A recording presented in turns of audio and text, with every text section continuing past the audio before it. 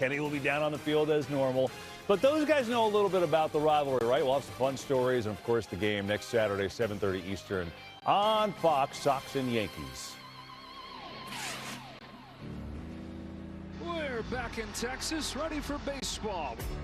Berger, hard hit, deep to left field. That one's gone. Deep right. Benson is back. It is gone. Rips that one down the line. It is off the pole, and that is a two-run homer. That is off the fence. The door to the plate. Run in time. Inside the park home run. Well, the Rangers are looking for offense, too, and this is good news, right? Corey Seager taking Hack's live BP for the first time. He's been out since May 13th, so they'd love to get him back. But even when he was healthy, he was slumping. He was 0 for his last 25 before he got put on the injured list. Speaking of injured list, the White Sox have placed Munetaka Murakami on the IL after leaving last night's game with a right hamstring injury. Today's imaging revealed a grade 2 strain, which means he's going to be out 4 to 6 weeks. The AL Rookie of the Year favorite is tied for the American League with 20 home runs. That is a big blow to the White Sox. So now, welcome back in. Let's actually check in and see what the White Sox are doing. Taking on the Tigers today, so no Murakami is in the dugout watching. Framber Valdez is struggling here. Mydroth out to play. That is in the dirt. Wild pitch. Run comes home. A couple batters later, Edgar Caro gets into one. Fly ball. That is going to be deep enough to get a run home, methinks. Miguel Vargas, the walk-off hero last night, comes on in and scores. 2-0 White Sox. Then it's Wenzel Perez against Kay. Gets into that one. That's a solo shot, so it gets the Tigers on the board. It's 2-1 White Sox in that game. We will keep you updated. All right, with that now, we welcome our guy Ken Rosenthal. Ken, and let's talk a little pitching here, specifically with Tarik Skubal. Set to face hitters again on Monday. The Tigers are a mess. They're 14 games under 500 right now. They're 7 games out of a wild card spot. I guess the big question is Skubal going to be moved at the trade deadline in your eyes? Kevin, it's trending that way. And in talking with people around the game, that is their feeling. You said it. They're 14 games under 500, tied with the Angels for the worst record in the American League. Also, they have 10 pitchers on the injured list, 15 players overall. That's tied with the Dodgers for the most in the majors. So the outlook right now for them is rather bleak. And honestly, it's difficult to imagine them making up a 14-game under 500 deficit, getting back to 500, and then contending even in a weak American League. So the question becomes, will Skubal be healthy enough? And that's what we don't know. As you said, he's going to throw again Monday, face hitters. He is coming off that innovative nanoneedle elbow surgery, and maybe he's back in mid-June, maybe it's late June. As long as he proves that he is healthy again, teams are going to line up. And then the question becomes, are the Tigers willing? And certainly if the standings are that daunting, if the situation is that bleak, they're going to have to listen. Ken, I hope he's healthy, number one, and I'd love to see him in the playoffs somewhere. I know that. I know you do, too. We appreciate it. We'll see you tonight, Baseball Night in America, with the Cubs and the Cardinals. And there's Kyle Schwarber, right? He hit his major league leading 22nd home run last night at Dodger Stadium. It was the only hit allowed, by the way, in 7 innings from Justin Robleski, who's been a real surprise for the Dodgers rotation. Philly now 2 games out of the final wild card spot, looking to get back on track tonight against Roki Sasaki in L.A. And if you've ever had the chance to just talk baseball with Kyle Schwarber, one thing becomes pretty clear. He simply loves the game and everything about it, from the crowds and the electric energy to the drama and the incredible moments, of which he's had plenty. Having delivered a lot of those himself, those moments, certainly what he lives for. The energy in the stadium, the excitement, the nervous energy. I don't care if it's a Tuesday home game or if it's in the postseason. Those are moments that you want to take in because they're special. I wish that people got that experience, because when you do have that, you just don't want to leave it. Swung on, hit deep, right field, he's won it! Walk him off, Kyle Schwarber! It's a fastball and it's cranked to right field and it's gone! Schwarber with a blast! Adding to the legend of Kyle Schwarber. You know, he's so good in our clubhouse, so good off the field, on the field, bringing us together, all that kind of stuff. Being able to, you know, get him back was huge for us. I love playing next to him. No, he's not flashy. Goes out, does his work really well, with a lot of focus. My favorite home run swing as well, too. Kyle Schwarber has reached 20 home runs. He is on fire right now. Kyle Schwarber's given the Phillies exactly what they were hoping when they signed him to that contract. He's given them power. He's given them leadership. Call him the voice and the heartbeat. He's the type of hitter that's so consistent, and he takes every bat so seriously, and he wants to win. So it's exactly what you look for in a hitter. There's no cheap homers with Schwarber. You know, they're loud. I think the one in 22 probably against Yu Darvish is probably one of the biggest. A Yu Darvish one in the postseason. The one in San Diego. That's the farthest one I've ever seen. I couldn't believe how far and how loud that ball was hit. And it is a breaking ball. Schwarber was ready. How far does this go? Second deck. Kyle Schwarber tees off. Yeah, I don't know how that happened. Just see the reactions on everyone's faces, and I was just as shocked as they were.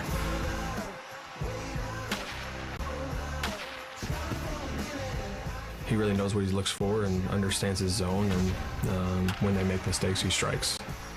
That one's drilled deep to right field. He has done it. 4 home runs in a game. This is a game.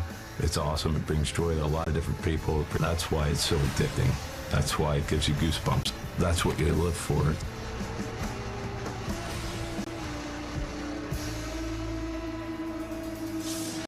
Yeah, you know, it's like the modern-day Bash Brothers. Schwarber and Harper, they're so fun to watch, and they're so great for the game and so clutch, all of that.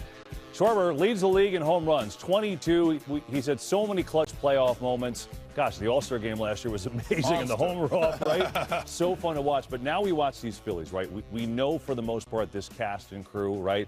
Sanchez has really emerged as, you know, maybe a Cy Young leader right now, he and Shohei and Sale and others. But my question for you is, you did the game last night. Dodgers beat them up a little bit.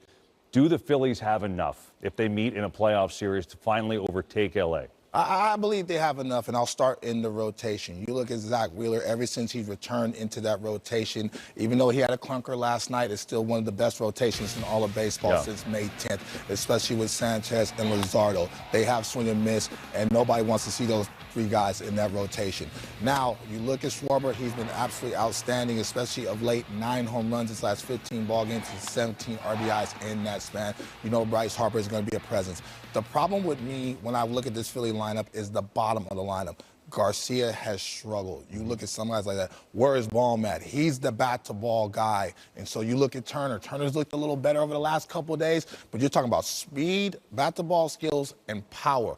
If they're able to step up and really start to play better, that's a different lineup that can rival the Atlanta Braves and the Dodgers as well offensively. Can I throw a name at Dave Dombrowski? And Talk to me. You know Dave be willing and dealing. I know he's turned down 1 million trades. Byron Buxton. Oh, my God. In that uniform, in that ballpark? I just want to throw it out there. Why not? I just feel like that would be nice. Seth Lugo is usually nice for the Royals. We'll take the mound tonight. Try to get KC a little momentum. They have struggled so far, trying to make up some ground in the standings against the Rangers. Those are some big nachos. Wow! Whoa! Only in Texas, baby. You're going to need some help. So you're right. Everything's bigger in Texas. Rangers and Royals coming up. I'm going to be there next year. They'll look fine.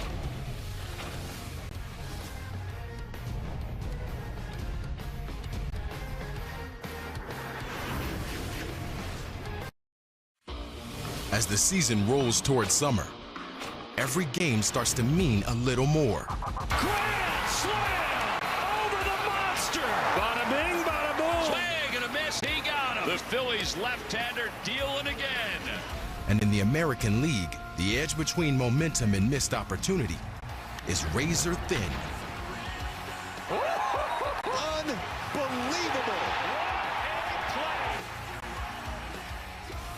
Tonight, 5-tool phenom Bobby Witt Jr. and the Royals look to build momentum and fight their way back into the postseason picture. Bobby Baseball does it again. Back to the wall and gone.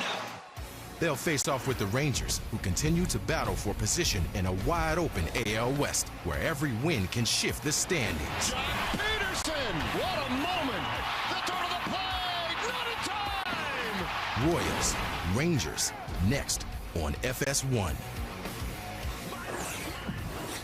Well, Bobby Witt Jr. is putting up another MVP-type campaign. He has been terrific. You see, finished top 5 in MVP voting each of the last few years. He's going to do it again, maybe have a chance to win it.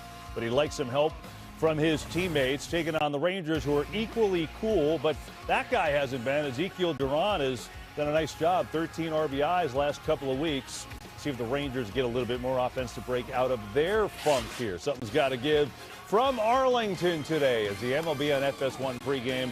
Brought to you by Geico. Glad to have you aboard on a Saturday afternoon / morning, wherever you watch us.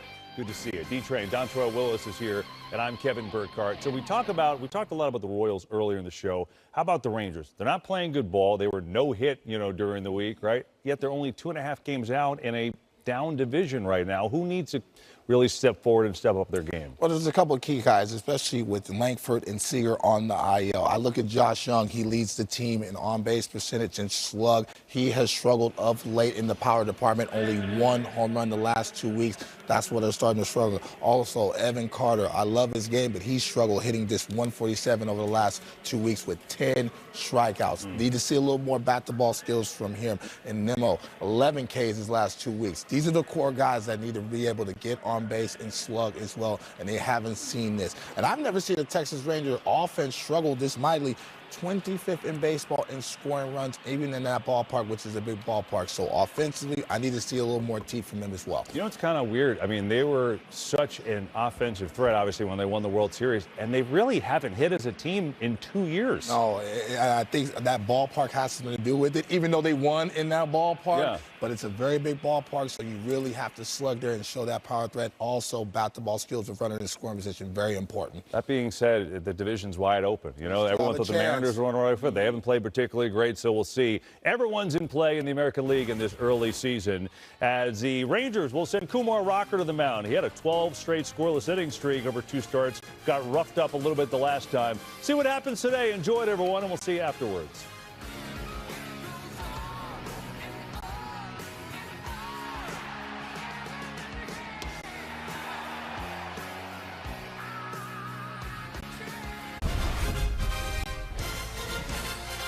Welcome to Globe Life Field in Arlington, Texas. Game 2 of a 3-game series this weekend between the Kansas City Royals and the Texas Rangers, whose bats got hot last night with 9 runs and 3 home runs to take Game 1.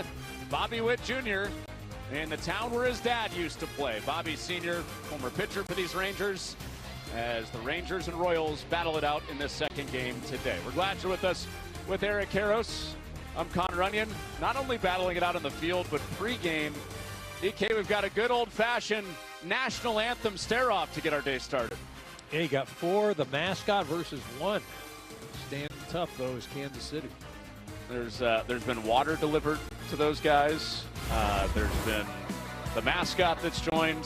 The Royals have scored 1 run their last 24 innings, DK, so they've mixed up their lineup today. Carter Jensen leads off, so Matt Quachero looking for anything to try to get his offense out of this hole right now. Yeah, absolutely. I mean, you see Jensen up at the top of the lineup first time all year. He followed by Witt, Garcia, Pasquantino. Got Salvi in the middle, Caglianone, Collins, Massey, and Isbell. And Matt Quachero looking for some offense out of that group. Well, they'll face Kumar Rocker, a good sinker-slider mix, and not an opener today. He struggled in first innings, but this will be a true start for him this afternoon. Yeah, it really will. And you mentioned it. He's had some struggles the first 2 innings, the first inning in particular. And the arsenal is a lot of sliders. He's basically a slider sinker guy, going to throw that about 75% of the time. He'll mix in the occasional 4-seamer, cutter, changeup, but that slider, that's his out pitch. That usage has increased dramatically from last year. And it's also gotten a lot of ground balls. So Young, Duran, Lopez, and Berger could be active on the infield today. In center field, no Evan Carter. He's out getting x-rays on his foot. Had a sore foot this morning, so the Rangers being cautious with their 23-year-old outfielder. So it's Michael Hellman, the former Texas A&M Aggie, getting the start in center field. Jansen and Jensen, the catching matchup today. Jansen to catch Rocker to get it started, and Jansen receives strike 1 on a swing and miss from Carter Jensen, who's hitting leadoff for the second time this season for the Royals. 9-1 Texas win last night. And with Matt Cutraro trying to mix up his lineup and find something offensively for the Royals, goes to a guy that has hit leadoff 4 times ever, including today. And there's strike 2 on that slider that he uses a lot, 1 and 2. Yeah, Jensen at the top of the lineup. He mentioned Matt Cutraro did that. He liked his eye and his ability to get on base. But if you look at the numbers, it doesn't really support that. Strikes out about 30% of the time, and his expected batting average under 200. Well, this in the air to center. Hellman getting the start out there today. And this spacious outfield at Globe Life Field, he's got out number 1. Well, there's Matt Cutraro. He led one of the big turnarounds in baseball a couple of years ago. And the pitching has remained relatively steady when healthy. But the offense for both of these managers, they're trying to find what works right now, EK. Yeah, there's no question. At least you can look at Texas's side, and they're missing some key cogs. With Kansas City, you're going to have to go with what got you here. And right now, that group is not doing it. Well, this is the exception right here. Bobby Witt Jr., the sole man that's hot in the middle of the lineup for the Royals, as he golfs this high in the air to center. But 4-10 out there, and the spacious grounds for Hellman, and he's got back-to-back outs through the air and center. It's a pretty simple approach defensively if you're the opponent facing the Kansas City Royals. You pick out one guy and you just say, I'm not going to let him beat me. And that man is Bobby Witt Jr. And some of that for the Royals is trying to find some protection for him. So they've moved Michael Garcia to bat 3rd in this series. And the entire year heading into this series, he's been the leadoff hitter for the Royals. But Garcia behind Witt now. And Rocker evens up the count at 1-1. I don't know how much it is. You see Kumar Rocker, just the runs allowed, 15 in the first 2 innings. And right now he's 1 out away from having an elite first inning, comparatively speaking.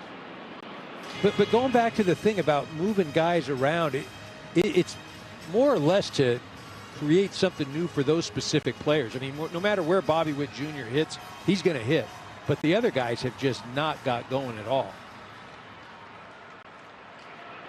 Garcia in that category. He faces the 1-2 and a ground ball out to shortstop. Duran has it. And for the first time this year, Kumar Rocker has a 1-2-3 first inning for the Rangers. Kumar Rocker, the starter for Texas today, with an ERA of 11 in the first inning. And for the first time all year, a 1-2-3 inning to get the Texas Rangers offense to the plate against Seth Lugo and his variety of pitches. You get Jock Peterson, Josh Young, Brandon Nimmo at the top of the lineup card today for Skip Schumacher. 0-1 to Peterson is waved down and missed. 0-2 to Peterson, the 2-time All-Star, having a revived year. And facing a former All-Star himself in Seth Lugo today. Yeah, Jock started off the season a bit slow, but since he's been moved into that leadoff spot, been much more comfortable, getting more at-bats, and having a lot more success. Lugo's 0-2, twists inside. And we had the conversation with Kansas City making a change at the top of the card. Texas struggling offensively a lot this year. They wanted to mix it up with Peterson, and it's worked really well. Well, here's the rest of the lineup behind Jock Peterson today. Josh Young, the best Rangers hitter this season, bats 2nd. Brandon Nimmo over from the Mets in the offseason. Jake Berger, Ezekiel Duran, Alejandro Osuna, and then Danny Jansen, Nicky Lopez, and Michael Hellman rounded out for Skip Schumacher's Rangers. You talk about Peterson going to the top of the lineup, and there was some history to support that move. Had a lot of success there in Arizona, hitting up top. He could not hold up. And Peterson strikes out for the first out for Seth Lugo, who will keep you guessing with all those different shapes that he has, EK. You see that ERA just a touch under 4, and then you look at the home runs allowed. It's basically minuscule. It's only 3 all season. It would be a lot easier for me to just say what he doesn't throw. He doesn't throw a knuckleball. There you go. Throws everything else. Where's the ephus in there? Right. Oh, Josh Young unloads to deep left. This sends Collins back to the wall. That ball's out of here. The revival of a season that it's been for Josh Young carries on. 7th home run with a first inning blast to make it 1-0 Texas.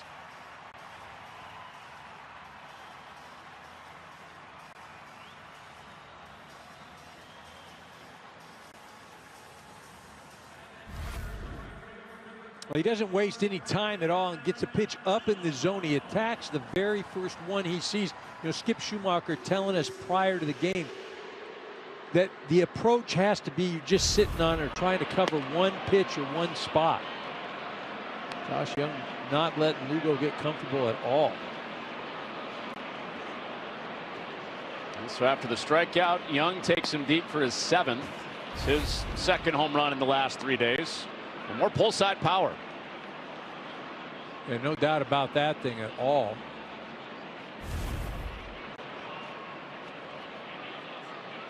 Brandon Nimmo has had a lot of hard contact this year. Drills this ball to center. That ball's got a chance to go, but it will hang up at the 410 sign for Isbell.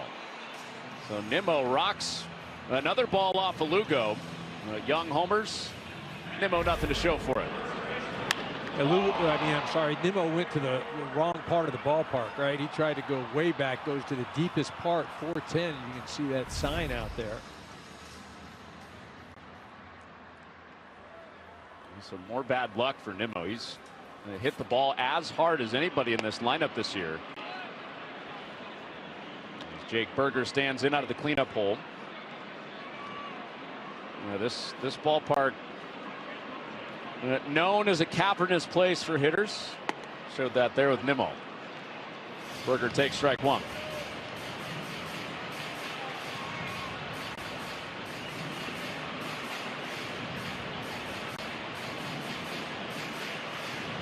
Berger, the team leader for the Rangers in home runs with 10. He has bounced back nicely from an early May slump. Put him on the bench for a few days and came back and has hit well. He goes chasing there, 1-2. And more importantly, he's been driving in a lot of runs. He's established himself as a run producer.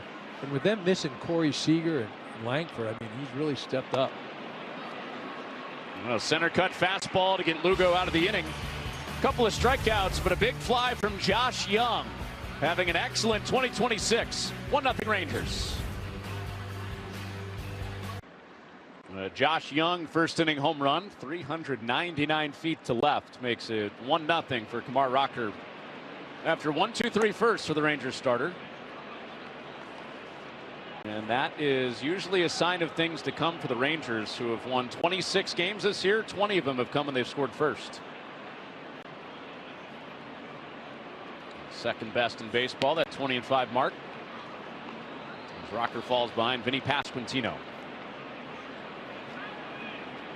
Well, the big personality in that Royals clubhouse, and usually a big source of power. Royals still waiting for that power to come on for Vinny Pasquantino this year. At this point last year, he had 8 home runs. On his way to 32, a career high. He's at 5 as we get to the end of May. Grounds that foul, 2-2. Yeah, obviously the power hasn't been there, but just the overall production hasn't been there, and the presence hasn't been there. You take a look at those two graphics there as far as the comparisons. I mean, the slug dramatically different. Down all the way across the board for Pasquantino. So he sees the count go 3 balls, 2 strikes. You know, it was this month last year where he got going. He had a dreadful April in 2025, and then was the best hitting first baseman in the American League after that. It has not been the same this May. It's been very similar to his April.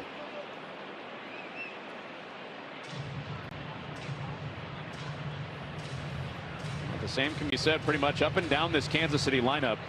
Salvador Perez hasn't had his normal production. And Pasquantino is on in front of Perez. And first base runner today for Kansas City, a leadoff walk here in the second.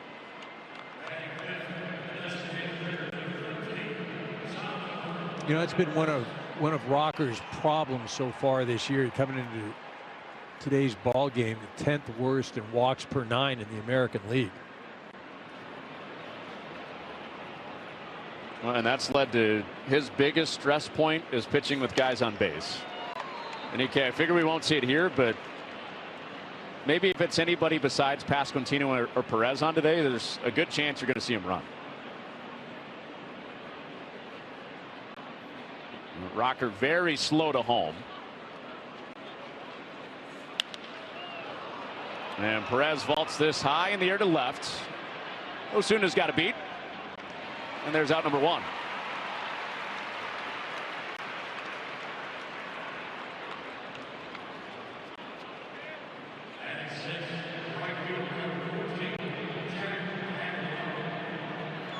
So first at bat for Jack Caglione, a couple of former SEC stars going at it here. Jack Caglione out of Florida, Kumar Rocker out of Vanderbilt. These guys missed each other in college by a couple years. Rocker a little bit older than Caglione. And that's inside. 1 ball, no strikes to the former Gator,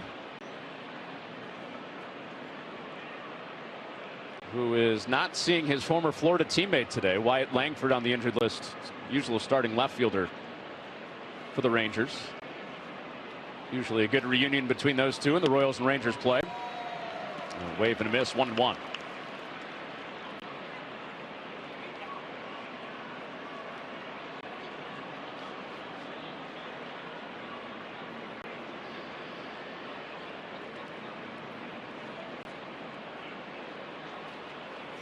No, 1-1. Caglione bounces it out to second. Lopez to second for 1. Duran to first, and it's offline. Pulls Berger off the bag. And instead of a 4-6-3 to get out of it, the inning survives for the Royals on the force out.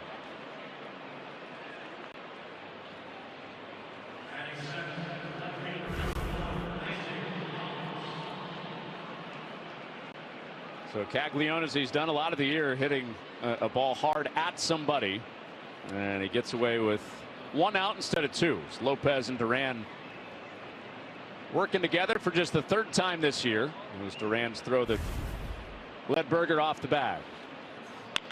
So here's Isaac Collins after the first pitch, shoots it into right for a base hit.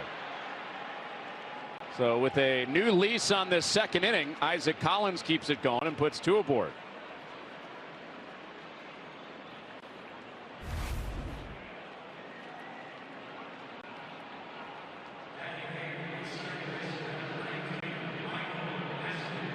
A good sign for the Royals there. Collins has been the Royals' least productive hitter the last 3 weeks. He got hot while the team got hot. Royals won 9 of 11 in late April, early May. That was Collins' best work since he came over from the Brewers. Well, maybe a turning point and what's been a tough May for him. So Michael Massey, the Royals' best defensive second baseman, didn't start yesterday with a lefty on the mound for the Rangers. Mackenzie Gore started. And 2 aboard and 2 outs and a 1-0 Texas lead. That's inside. 2 balls, no strikes. Well, this has been the big sticking point for the Royals. All these situational things have been a weakness. And a chance for Massey to uptick those numbers with 2 outs and runners in scoring position. So he takes a mighty hack at the slider. 2-1.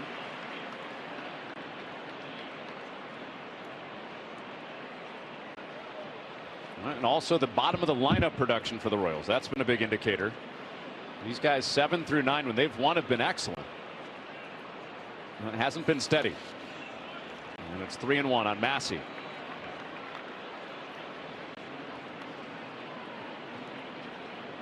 Smooth sailing for Rocker in that first inning, going 1-2-3. A walk and a single in this inning. Give the Royals their first chance. against the former top prospect for the Rangers. 3-1 deal. And bounced out to second. Another chance for Nicky Lopez, and the new Rangers second baseman puts an end to the second. Massey and the Royals strand 2. Texas back to the plate against Seth Lugo, who fires in a first pitch strike to Ezekiel Duran, who has been a long-time hole filler as a utility man for this Rangers team. He's having a breakout season at the plate, EK. Their second leading hitter at the start of the day. Yeah, he really is. He had a great spring training, and Skip Schumacher telling us that he kind of moved him all around, and then with the injuries, he just had an opportunity to get everyday playing time and just run with it. Right now, that hole he's filling for Skip Schumacher is at shortstop. Corey Seager has been out with a back injury. So Duran has played 20 straight games, his 21st straight game today. And that's hard, right, EK? He was a younger guy. Duran was while he was filling that role. And usually that's something later in your career as a utility guy you're doing. And Duran takes strike 3 called. And he taps the helmet. Will challenge. Not a great time to challenge. The situation is not good, whether you're right or wrong, and then when you're that far wrong, it's really not good.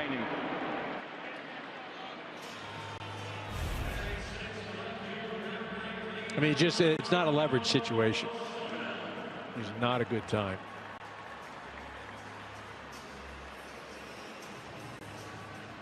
So down to 1 challenge for Texas. In the non-leverage situation, Duran loses the first, and Alejandro Osuna, who's the everyday left fielder with Wyatt Langford out, and that long list of Rangers position players not healthy right now. And a bunt pushed foul. 1 ball, 1 strike. Corey Seager is getting closer. EK, we did see him on the field against live pitching before the game. Yeah, really a good day for the Rangers. You see Seager go out and he's hitting live. Langford's going out on a rehab assignment. So again, you just want to see how do they come out of it. How are the next few days?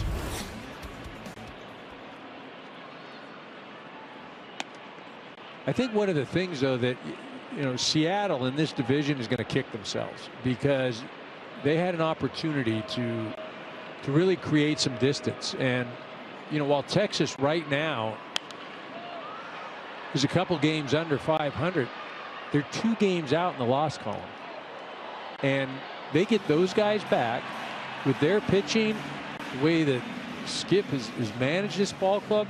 I mean, I still think that they're going to be in the postseason. Yeah, that's a very wide open AL West race, as you mentioned. The division leader is Seattle at 29-29. Ground ball up the first base side. Pasquantino escorts it to the bag, and Ozuna the second out. Well, coming up next Saturday, horse racing's greatest thrill ride, Golden Tempo, made history once. Can he do it again at the Belmont Stakes? Coverage begins next Saturday at 4 Eastern, live on Fox. Golden Tempo, the Kentucky Derby winner, going for another Triple Crown race win at the Belmont next Saturday. Jansen takes up and inside. 1 ball, no strikes. EK, back to your point. You feel like the Rangers, when they get those guys back, they're the favorite to win the West. No, I said they're a playoff team. So right. I think that they finish in the top 6. And I do believe that, their pitching is going to separate them, as long as those guys stay healthy. The bullpen has been good. But DeGrom, Eovaldi, Gore is throwing well, Leiter, Rocker. I mean, it's a pretty formidable rotation. And Mackenzie Gore had the start last night for Texas in the 9-1 win. Well, another one comes up and in on their catcher Jansen, and that got him. So no 1-2-3 inning for Lugo. Mariners late walk-off last night against the Diamondbacks. That got him to 500. Otherwise, it's been open season in the AL West on who's going to win it. Yeah, injury bug has really bit a lot of those ball clubs. The Astros really been getting crushed by that. Mariners as well. You know, the A's, I think they'll be around, but I just don't know about the pitching. Yeah, they sure can't slug it, can't they? And Lopez back up the middle, and he's been a revelation the past couple of days since the Rangers signed him. Home run last night. And Lopez keeps the second inning going today with a base hit through the middle. Yeah, quite a story for Nicky Lopez. He started the year, the Rockies organization, was in Albuquerque, a non-roster guy, and was doing his thing, and then found his way over to the Cubs for cash. Playing over there, then DFA'd and picked up by Texas and inserted right in the lineup. Former Kansas City Royal, that's who he debuted with. Funny enough, Lopez actually debuted against the Texas Rangers when he was a Royal. His MLB debut in 2019.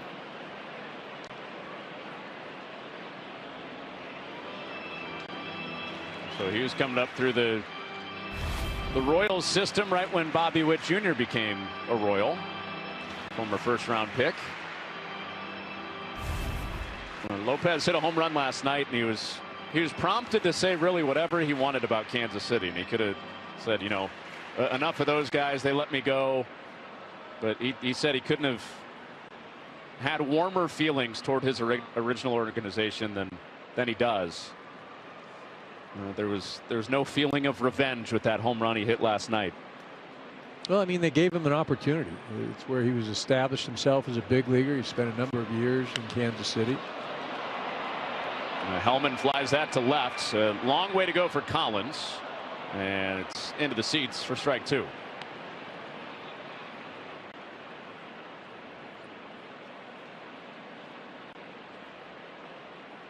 Well, who knows for Lopez too. Maybe he could stick around a little bit. Justin Foscue had been the answer at second base while Josh Smith had been out. Well, but hasn't been hitting the last couple of weeks, so they went out and signed Lopez after they got rid of Andrew McCutchen. DFAing their veteran DH and outfielder this week. So maybe he can keep a role in the big leagues, even with Texas starting to get healthier. 9-batter Hellman fouls it away. Still 0-2.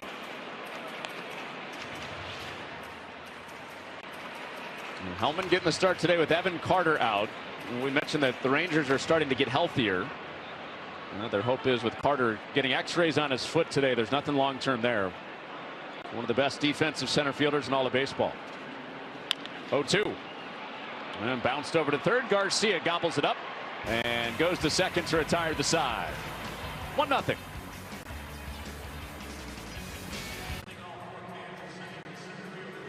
Kumar Rocker out for his third inning, working with a 1-0 lead, and a very small, unique list that he's on, EK. Guys drafted in the top 10 twice. Yeah, coming out of Vanderbilt, he was the Friday night starter, a much heralded college pitcher. And there was a deal to be done, and once they went through the physicals, the medicals, they decided, I believe it was the Mets, decided that they were going to pass. Kumar went to independent ball and found himself in the draft the next year, and here he is.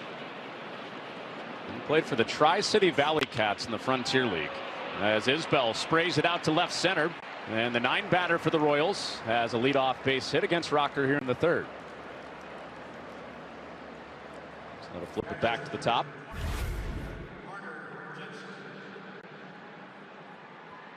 Pitch down the center part of the plate. Isbell does a nice job, though, just getting the barrel to the ball. Gives Kansas City an opportunity to lead off guy for the second straight inning. The rookie catcher Carter Jensen up there for the second time, taken outside.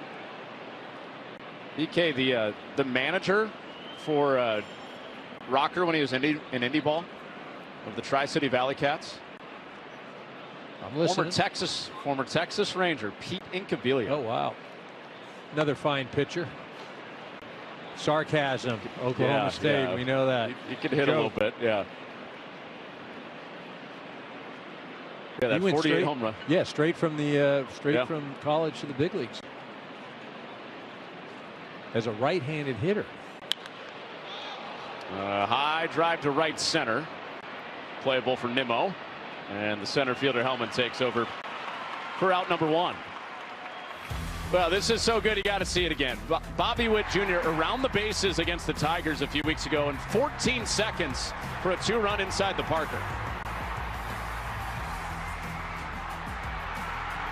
Off with the helmet. Superman dive was on. As that ball rattled around with Kerry Carpenter and right, and just takes one little misstep for this guy, one of the fastest in baseball, to touch them all inside the park. But when you talk about pure all-around athleticism, I'm not sure that there is better in the game. You might get an argument from Shohei.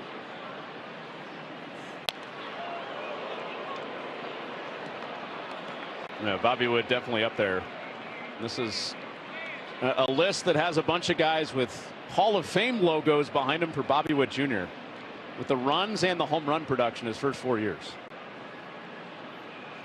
Yeah, pretty special list. Anytime you're on a list with Ted Williams, oh my. Comes to hitting. Pretty good pitcher, that Ted Williams guy, right? He was out of Hoover High in San Diego. Him and Pete Incaviglia lead the top of his staff. Yeah. 3 balls, no strikes on Witt.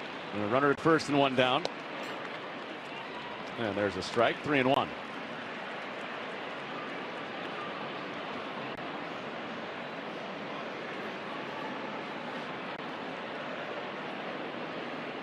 Witt has the power going after his slow. First 25 games, he didn't hit a home run.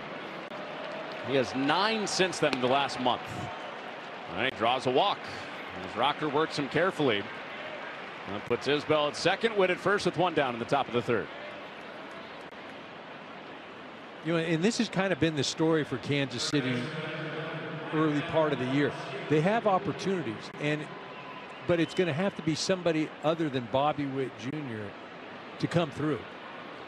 And they just have not got the production, you know, from the Garcias, the Pasquantinos, the Perez. It's been okay, but it's got to be better than okay. The Royals 3rd worst in baseball with runners in scoring position. So we get Garcia up there. All-star 3rd baseman that got a big long-term deal. Has not matched his first 2 months in 2025 when he was an all-star. Hopefully the change of scenery will get him right. That's what the Royals are hoping as he sends this to shallow left center and Ozuna runs on. And Garcia is put away for the 2nd out with runners at first and second. You know, we saw those numbers, and it's the Royals, again, when you give somebody a deal like that, you're hoping for constant improvement. And look at, if he was just doing what he was doing last year, you'd be okay with it. But you're expecting better and better, and it just has not happened. One of the theories is that long emotional ride through the World Baseball Classic. He was part of Team Venezuela that won it all. He was not with Kansas City for most of spring. And it's turned into a 2-month slow start for Michael Garcia. And we keep going through the lineup now. Vinny Pasquantino, another guy. Runners in scoring position has not been his jam this year. 170 with runners in scoring position at the start of the day.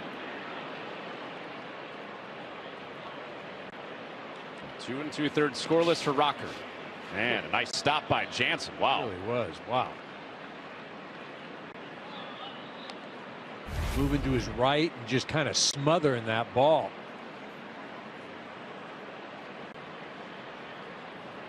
You talk about the Royals not hitting with runners in scoring position, and it just kind of takes a life of its own. You start pressing, you start thinking, okay, I got to get a hit, I got to get a hit.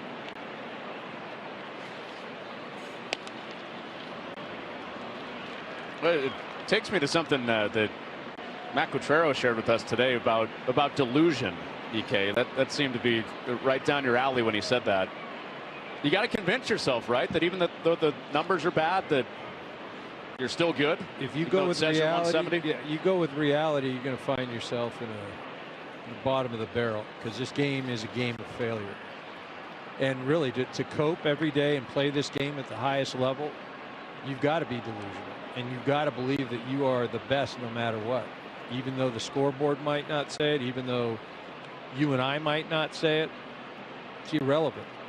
Because you get caught up in the noise, done. Go find another line of work. What was your level of delusion in your career? Just drown out.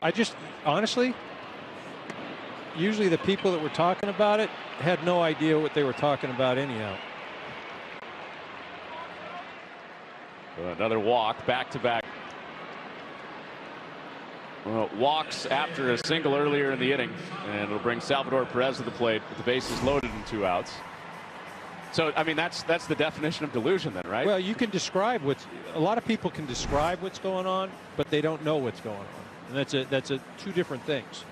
And so I can sit and I can describe and I can sit and draw from experience and from going through those emotions and going through those highs and lows, where, a lot of people, they can look at it and they can tell you that it's happening, but they have no idea why it's happening or how it's happening. And that's the difference. And so mentally, you've got to play that game with yourself and not get caught up on all the outside stuff. Most delusional guy you were around, and it doesn't have to be putting somebody on blast, but who was it? Most delusional guy. I played with some guys that, one guy that he was nicknamed the Solution. And the reason he was nicknamed the Solution is because when he was getting sent down, and arguably he should have been sent down. Perez, little squibber out to second. Lopez is there, and the inning is over. His line to the media: "I'm not part of the problem. I'm part of the solution." The solution right there was an out. Bottom 3, Josh Young home run, the only run so far for Texas. Jock Peterson rolls the first pitch foul against Seth Lugo. And EK, I think you had some people spending that commercial break Googling who the solution is. See if they could figure out who the clue was. You told me, you said not to give it up or anything like that. I mean, you don't have so to. That's what we're not going to. I'm just saying. See how sleuthy these people on the internet can get. I'm sure people are on their favorite AI search engine right now, asking who was the solution during Eric Karros' baseball. Keep throwing it out there, dude. Keep reminding everybody. Say it 100 times. That's me in trouble. Solution. Last time I answer a question from you. That's the solution. Eric Karros said it. I mean, that's not the most controversial answer you've given me to a question when we've worked together. That was surrounding last year's Belmont Stakes. 1-2, and Peterson, a little one-arm swing at it out to shallow right center, and Isbell takes charge. Josh Young unloaded home run number 7 of the year out to left field. EK. Yeah, didn't waste any time. Jumped on the very first pitch. Just up and in, kind of just spun. Not a lot of cut to it. He posited that. I mean, he's just been great all year long. I mean, he has been the staple. He and Brandon Nimmo so far this year. Lugo sneaks in a fastball on him. It almost feels like 2 new acquisitions for the Rangers. Young's been here a while. He's a former first-round pick. So fly ball to right, and Caglione backtracks for out number 2. Nimmo was a trade. They got him from the Mets. But Josh Young has recreated his swing. He is finally healthy after he had hand issues the past couple of years. And he's been the Rangers' best guy.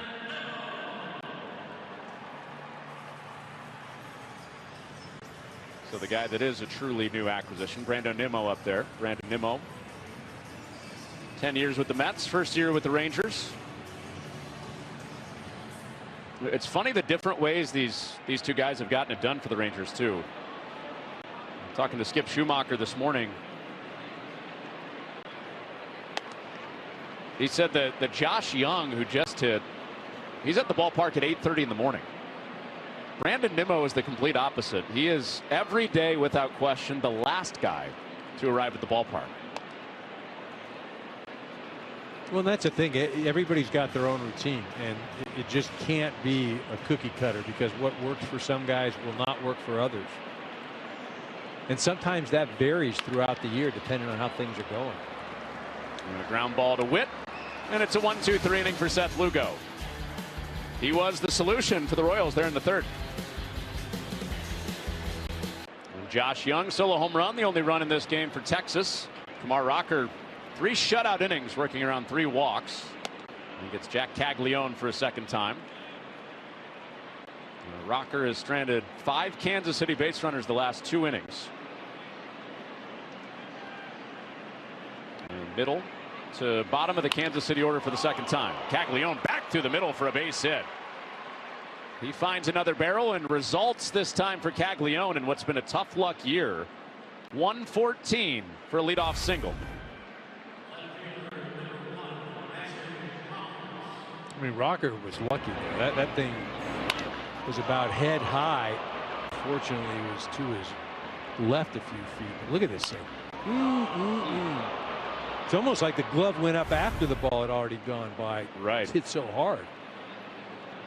Yeah, 93 miles per hour going in, 114 coming out for Jack Caglione, who has one of the hardest hit rates in all of baseball this year. The difference, EK, has been the rest of those guys have a bunch of home runs. Caglione has 5. Well, you got to get the ball in the air, right? I mean, you can have a hard hit all day long, but if it's on the ground, like we saw in the previous at bat, he hit to the second baseman, hit a rocket.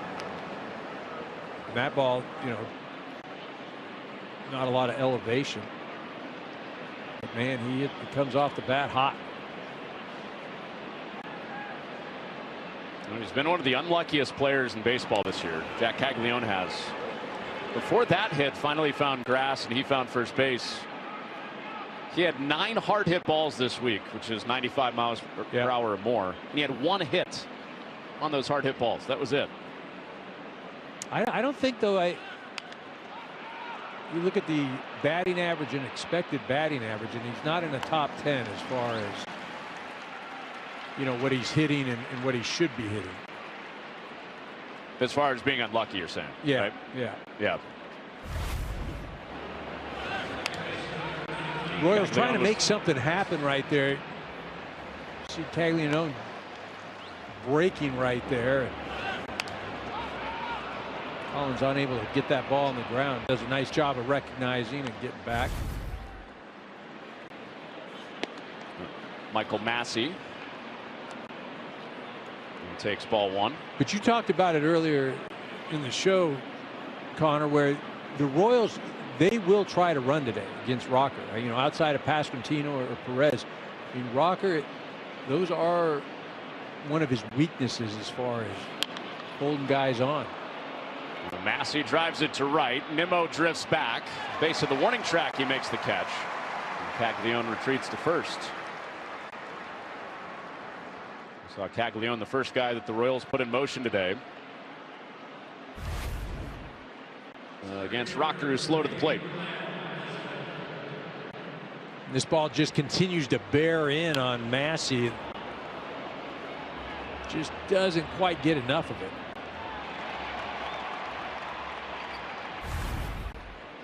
And so 2 away for the 9-batter Kyle Isbell as Rocker goes for 4 shutdown innings against Isbell, who got him for a single his first time. Well, EK, another way to frame it for Caglione. I know the expected batting average and the actual batting average not that far apart, but Caglione is one of 2 guys in baseball to hit the ball as hard as he does. A 50% hard hit rate. And he's one of 2 guys with an OPS of under 700 with a hard hit rate over half the time.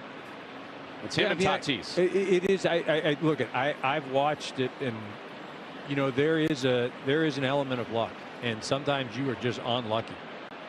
And there are guys that you're watching, and you know the ball's coming off the bat at 68 miles an hour, and they're going 3 for 4, and you just say this makes no sense. And over the course of the season, you know, you would think that Jack's going to be rewarded. Things are going to go his way if he continues to hit the ball like that. But man, when you're in it, you don't even care about what the season's going to look like. You're just saying, you got to be kidding me with this. Yeah, give me some results, please. I'm sure is what you're saying. Process is great, but results allow you to sleep a lot better. That probably takes you back to delusion, doesn't it? You got it, dude. It all circles back to that. The solution is more hits off of those hard hit balls. That's a fact. And that's up top for Isbell, 2-2. Because the hard hit balls are not the problem for Jack Caglione right now. Very fortunate that ball didn't hit Rocker, and we didn't have a recreation of that Nolan Ryan moment. Bounce or foul. Last night, the giveaway here in Texas was the Nolan Ryan bloodstained jersey from when Bo Jackson hit him with a comebacker in 1990. And Nolan Ryan didn't come out of the game after that comebacker hit him. So the fans last night got a replica of that jersey with blood splattered across Nolan Ryan's old uniform. Well, number 34 finished his career here with the Rangers. 2-2. Out the opposite way. Ozuna is back, and the inning is over. All the outs through the air after the Caglione single. So this is what we were talking about last inning. A flashback to 1990 Royals Rangers. Bo Jackson against Nolan Ryan. Ball hits Nolan Ryan in the face. And as Nolan was prone to do through any type of pain, he was staying in there. So blood splattered jersey and all. That became one of the most famous shots in Rangers history. And the Rangers marketing team did a great job with that last night. Jake Berger back through the box against Lugo, and that's through for a base hit. Leadoff single in the fourth as the Rangers try to add on to their 1-0 lead. There's that jersey. Yeah, so the fans were getting a replica this last night, EK. That's well done by the Rangers putting that together. I think, like, you probably would have liked the story to be that's the jersey he wore when he hit Robin Ventura, right? Right. I mean, that's just like the ground ball that bounces, and then, you know, like you kind of just you didn't time it right, you didn't get your glove up. I mean, yes, that's good. Adds to the lore, but We'll chopper over to third. Garcia fumbles it and has no play. Well, the left side defense for the Royals has been a major strength, but Garcia gets no outs and puts him at first and second. Yeah, very odd. Garcia has been one of the best third basemen in the game, and you can see he just takes his head off. He's already looking to make the throw, and he hasn't fielded it cleanly. Look, I'm looking. Oh, wait. Kind of hits the palm. Has to be an error, I would assume. Yep. You asked the question. Our Fox box answers as the error flashes up.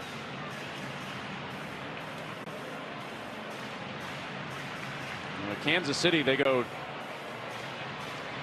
as solid across the infield diamond as you're going to get.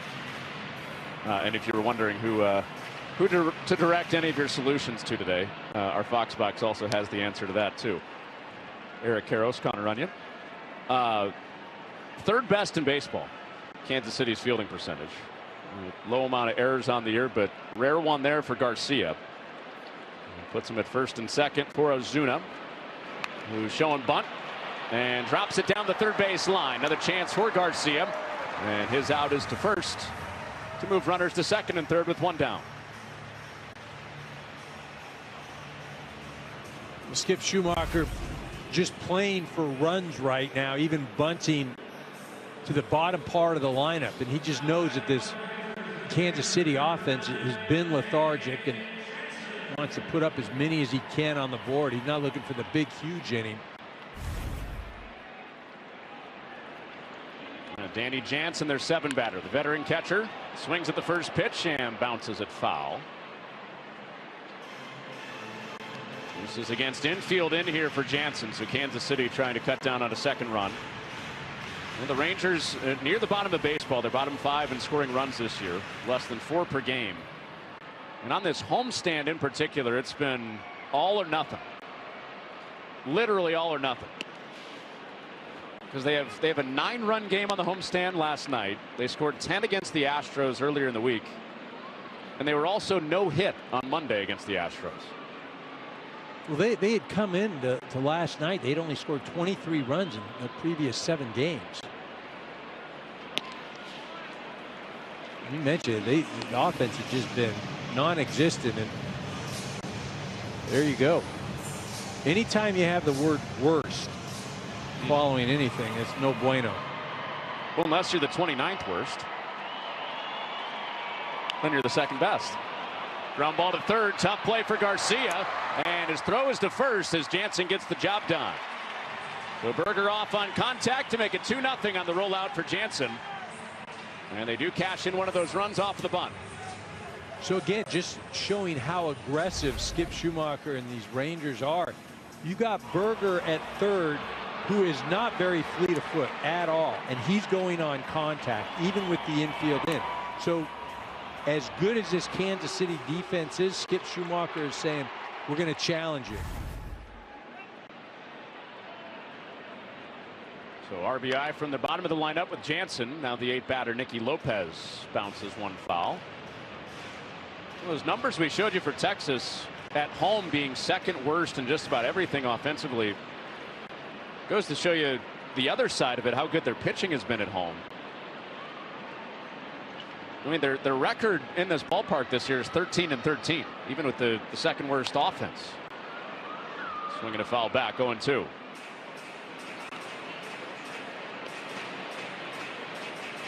Well, this isn't an offensive ballpark, you know, regardless of who's pitching, who's hitting. This isn't a place that spawns a lot of runs.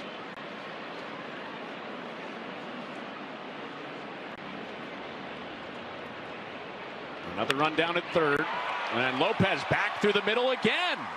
A 2-hit game for Nicky Lopez against his former team, and this one drives in another insurance run. It's 3-0 Rangers.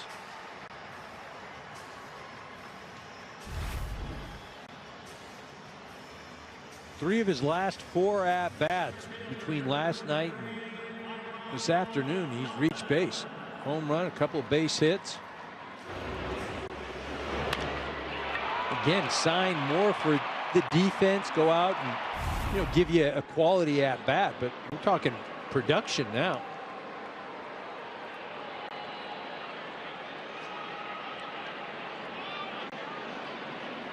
So Nicky Lopez signed by the Rangers this week. Well, making a real case to stick around for a little while. Michael Hellman up there against Lugo for the second time out of the 9-hole.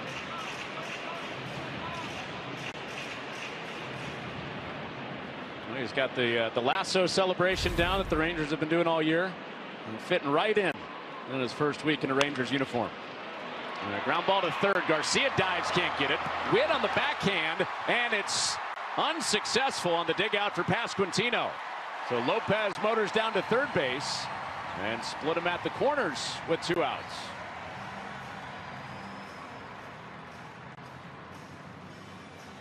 A nice play by Bobby Witt Jr. getting to the ball, then tries to one-hop it over there. It'd be interesting to see the scoring on this. Maybe a base hit and an error. Have to explain why Lopez gets to third base.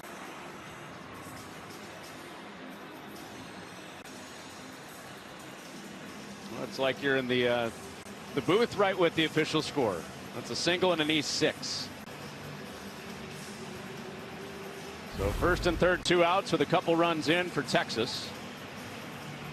And threatening for more against Lugo. Take home a piece of the game. Bid on game used jerseys, baseballs, bases, and more at auctions.mlb.com. All those things, plus maybe a bloody jersey if you're lucky.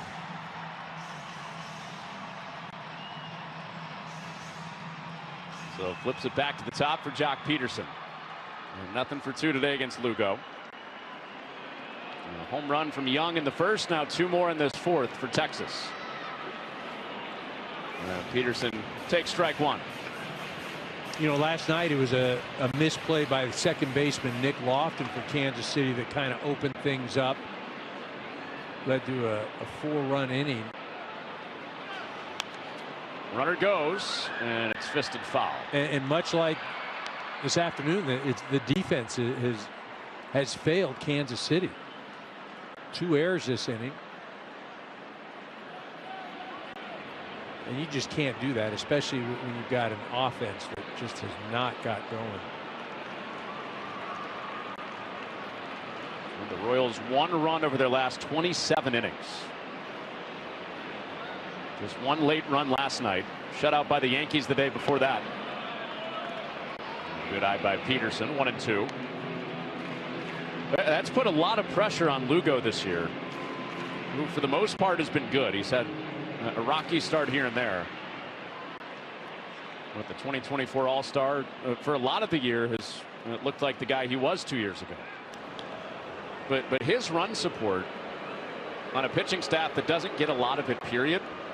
He's getting about 2.5 runs per game.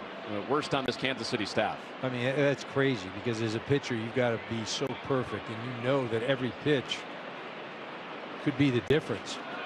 You know, you couple that with your defense failing you, and it just is not the place you want to be out on the mound right now for the Royals.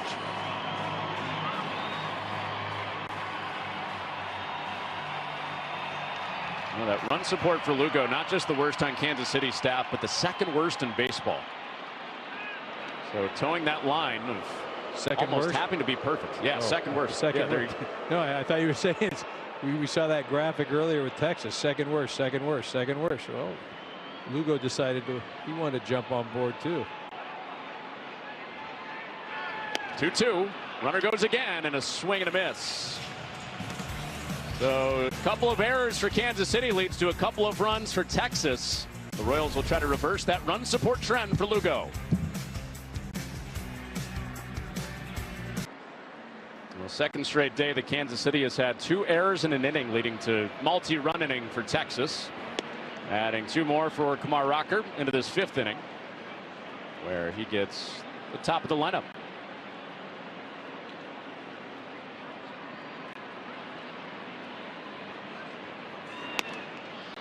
Jensen in this leadoff spot for the 2nd time this year takes strike 1. 1 ball, 1 strike against Rocker. 4 shutout innings, 3 walks, 3 hits. No strikeouts yet. All his outs have been in play. He's been able to dodge some bullets so far in the last 3 innings. Leadoff hitter has found his way on base, but Kansas City hasn't been able to mount anything at all. Got the top of the lineup right now, down 3-0. Need to generate something. Well, their best shot at scoring was the 3rd. They left the bases loaded against Rocker that inning. And that's hit in the air to right. And Nimmo is back into another one of these deep crevices at this ballpark. And the park just held it for Jensen.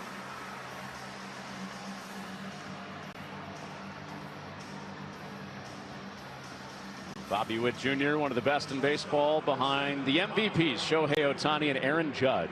And your favorite stat, EK, we revisit WAR once again. I don't mind it. I just, you got to just encompass the entire thing. Like a guy that has tremendous fielding WAR, like I find that hard to believe that impacts as much as a guy coming up to the plate. Because you're just looking at specific numbers. It doesn't look, how does that impact other guys around you? But the 3 guys we showed, it makes sense for all of them, right? Witt's for a those, good defender 100%. and a good Yeah. I have no problem with those guys having high WARs. And the ball on a strike. Yeah, for a guy on the other side of this from Bobby Witt Jr., Evan Carter not playing today. He's up close to 2 wins above replacement this year, and most of that is defensively. Correct. That's the other side of it. 2-1 to Witt. Strike 2. That's one of the things so far, Rocker, is he's stayed away from the middle part of the plate. And he's been on edges, and you mentioned he doesn't have a strikeout yet. One of the game's best 2-strike hitters strikes out swinging. His first strikeout. There you go. There's number 1. Good slider that he rolled in there to Witt.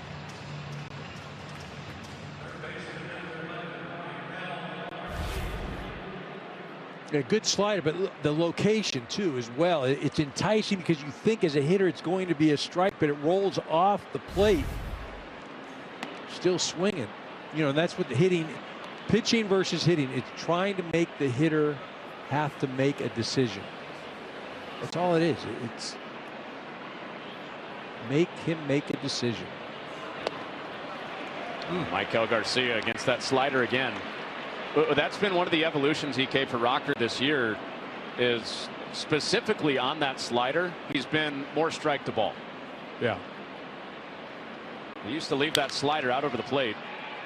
This one below the zone that Garcia fishes out, and Hellman is on the case to end the inning. 1-2-3 for Kumar Rocker, 5 shutout.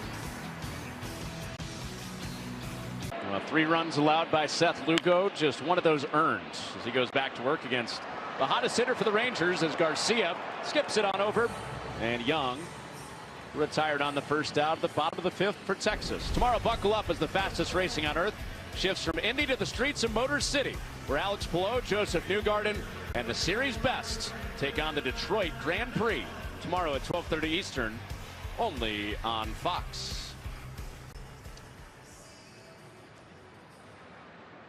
Well, the Rangers here in Texas looking for their first series win in a little bit. They have lost 4 straight series, but they can clinch this a day early if they can take out Kansas City, who has scored just 1 run over the first game and a half of the series. Brandon Nimmo takes strike 1 from Lugo. We were talking earlier about how difficult it's been to hit for basically any team in this ballpark. Well, Brandon Nimmo has yet to hit a home run at home this year, which is kind of crazy when you think about it. Well, it is hard to believe, 7 especially with how hard, yeah, how hard his contact has been. We were talking about it in terms of Jack Caglione, the hard hit balls not turning into home runs. Nimmo he's top 25 in baseball as far as hardest contact. Sorry, last night he hit the home run last night. Last night was the first one he had hit at home. But again, this ballpark is not. You think Texas and you think the old ballpark and you think this is a place you just go and hit offense. See him striking out right there, but it just isn't. And that's why I think this team has been built on pitching. Last year, best ERA in all of baseball. Familiar for Kansas City. They play in a cavernous park where they brought the fences in this year. So cavernous. Jake Berger swords through a first pitch from Lugo. The dimensions here on average are 377 feet, which is the 6th biggest as far as dimensions. You got Coors Field, where obviously the ball flies. Those are the biggest dimensions. Chase Field, Kauffman Stadium, where the Royals play, both in the top 3. Ground ball to third, foul. But recently, as far as atmosphere and what the ball is doing with those dimensions, this is the hardest place to hit a home run in baseball over the past few years. And it's not uniform either, as far as, there are quirks in that outfield where there's, the wall jets out and then it comes back circular again. Lugo's on a groove. He sure is, not leaving it to chance. 1-2-3.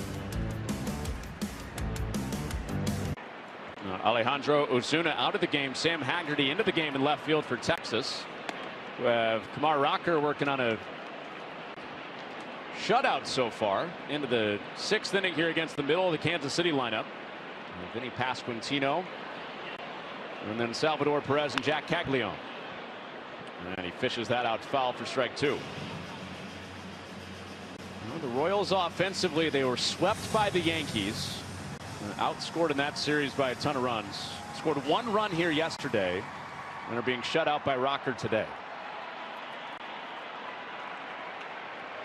So even with Matt Quatraro changing up the lineup, no new results yet. And that's the thing, as a manager, you try to just do something that really there's no rhyme or reason for it.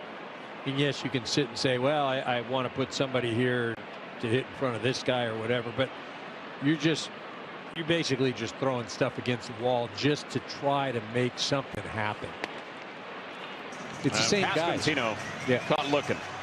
And he's the guy that's been moving around the lineup. Hit him 6th yesterday, hit him 4th today after usually hitting 3rd. And after a couple of walks, a strikeout for Pasquantino today.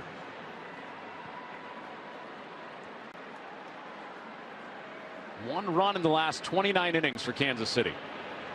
And 5 1/3 shutout for Rocker. Well, Rocker's on a heater right now, right? I mean, sure is. 2 of the last 3 hitters he's struck out after not having recorded a strikeout at all this afternoon. 1-0, swing and a miss. It's interesting how he's evolved, EK, because in college, Rocker was this phenom that struck a ton of guys out. He had a no-hitter at Vanderbilt where he struck 19 guys out. That's not who he is as a big league pitcher. He's been more of a ground ball guy at his best. Now that's in the air to left. Salvador Perez hooks it. Foul. Just to the left of the chalk. Perez would have had 2 bags. Instead, strike 2. Tyler Alexander has recovered from his pregame stare-off. He's part of the national anthem stare-off, and now he's ready to work. Well, last night, Texas threw a plethora of left-handers against the Royals, and Royals did not score against any of those left-handed pitchers. It wasn't until they brought the right-hander in. And Mackenzie Gore started last night. The Royals have had real issues against lefties all year. 2 balls, 2 strikes. This will be 3 out of the last 4 outings that Rocker has been really good. Shut down Arizona a few weeks ago. Had an opener in front of him in Colorado. Perez bounces this foul. Went 7 2/3 at Coors Field. Shutout baseball. One of the hardest places to pitch in the world. And he had his best big league outing. Okay, he threw well in that ball game. I mean, the weather conditions were horrible. But that works both ways. It's not great for hitting. It's certainly not great for pitching, but he got through it. Well, Perez, another ball out to left. The new left fielder Haggerty is there to squeeze another one.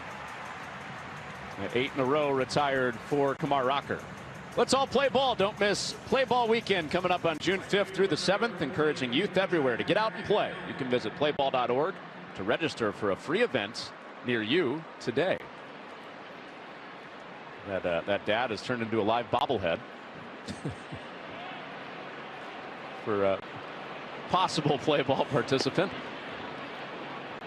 Here's Caglione again.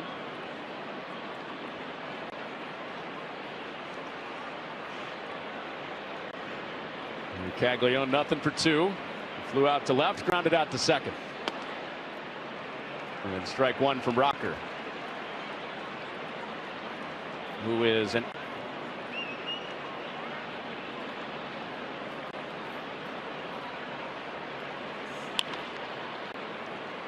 grounder foul. Caglione 1 hit. He's 1 for 2. I was giving you Perez's stats. That's 1 for 2 for Caglione at the fielder's choice, and then the Rocket on a 114-mile-per-hour streamer his last time up. Caglione, 1 ball, 2 strikes. And launches this ball to right center. A long run back for Hellman. And at the 4-10 sign, he's got it.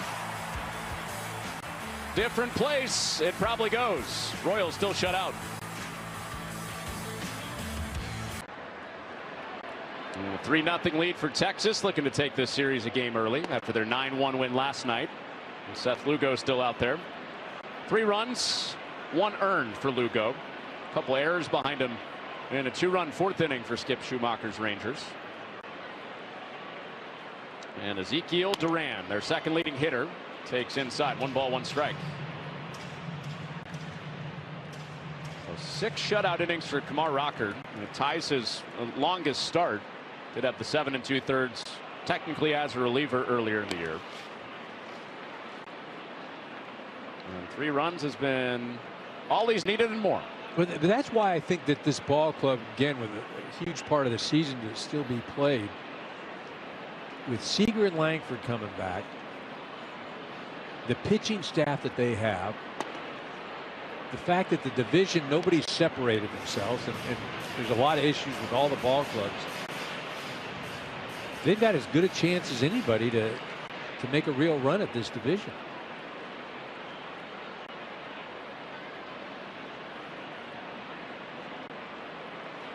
Well, division leader, the Mariners in the AL West at 29-29 at the start of the day. It's 3 balls, 2 strikes. And for so many years, I mean, it was a closed door on who was going to win the AL West. It was going to be the Astros. Right. And you take away the short season in 2020, and the Astros had won 7 straight full season division titles until the Mariners snatched it from them last year. And a fly ball by Duran to right, and Caglione with out number 1 off the bat of Duran. So these are some of the slow starting teams that have come back to make the playoffs. The Mets and the Tigers a few years ago, with the Mets going all the way to the NLCS. Cleveland from 15.5 back in the division in July. They won the division last year in the AL Central. That's 5 years in a row where somebody has done the midseason turnaround. I think, though, if you're looking at this division, though, right, Seattle is not going to be a 500 ball club all year. I just can't believe that. I think they're, I think it's going to be the Mariners and this ball club here, the Rangers, and both of them have much better baseball ahead of them. Lugo barehand, no play. Sam Haggerty in his first at-bat of the day after being a defensive replacement last inning is on at first with 1 down. Tough play for Lugo, just because that ball is spinning, right? And he tries to barehand it. Maybe if you backhand it, but probably didn't think he'd get there. Garcia saying he could have had it.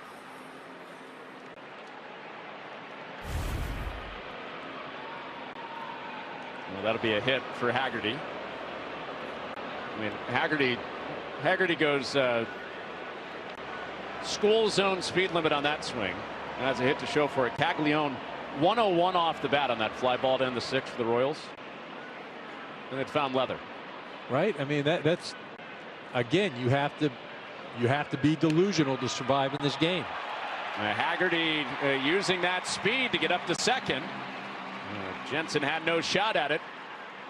And an insurance run at second with Sam Haggerty.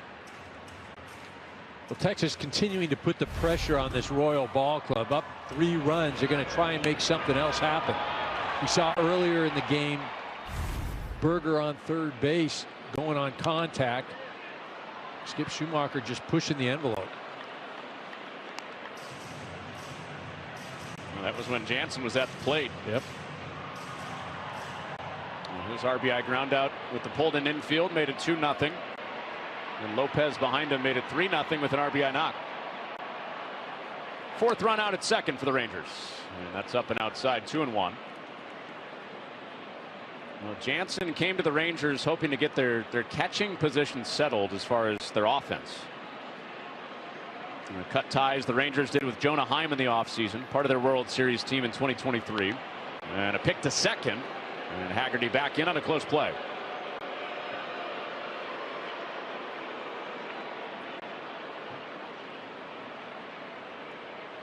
Jansen last year 720 OPS. That was better than either of the 2 Rangers catchers. So he swings and misses. But he's followed more of the Rangers catching trend than what they had hoped. 578 OPS. The lowest of their everyday guys. 2-2. And he stays in there.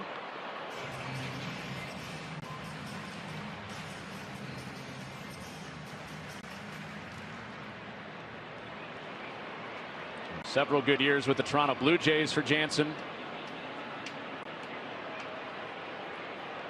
Now His 9th big league season, his first in Texas.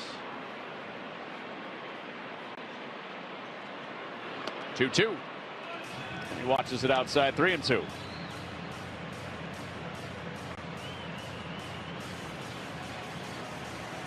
Well, Lugo, as typical, he's been efficient, working his way into the 6th. And 2 errors behind him. Hurt him in the 4th inning. Payoff. And powered in the air left center. Collins and Isbell racing back toward the bullpen, and a snow cone catch for Isbell. Made the one-hander. And that's deep enough for Haggerty to tag from second and go down to third with 2 outs. Jansen gets a hold of this thing coming off the bat at almost 98 miles an hour, but again, you're hitting in a cavern. Going to a deep part of the ballpark. Another hang with him.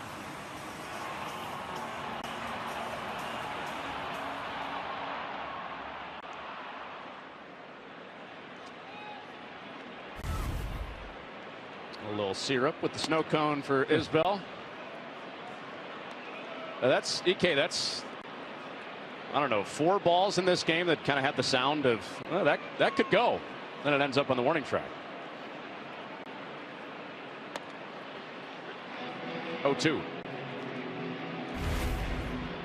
That one for Jansen, that would have been a home run in 3 different parks. Almost turned into extra bases anyway. Right. Isbell almost had it pop out. Yeah, you saw that ball hit him right in the palm and it just started to head out, but fortunately enough for the Royals, able to squeeze that glove. 1-2 to Nicky Lopez, working on a 2-hit game. Look at that ball for Caglione. That was to end the 6th inning. Went to the 4-10 sign, 2/3 of the ballparks in the big leagues. That's a home run.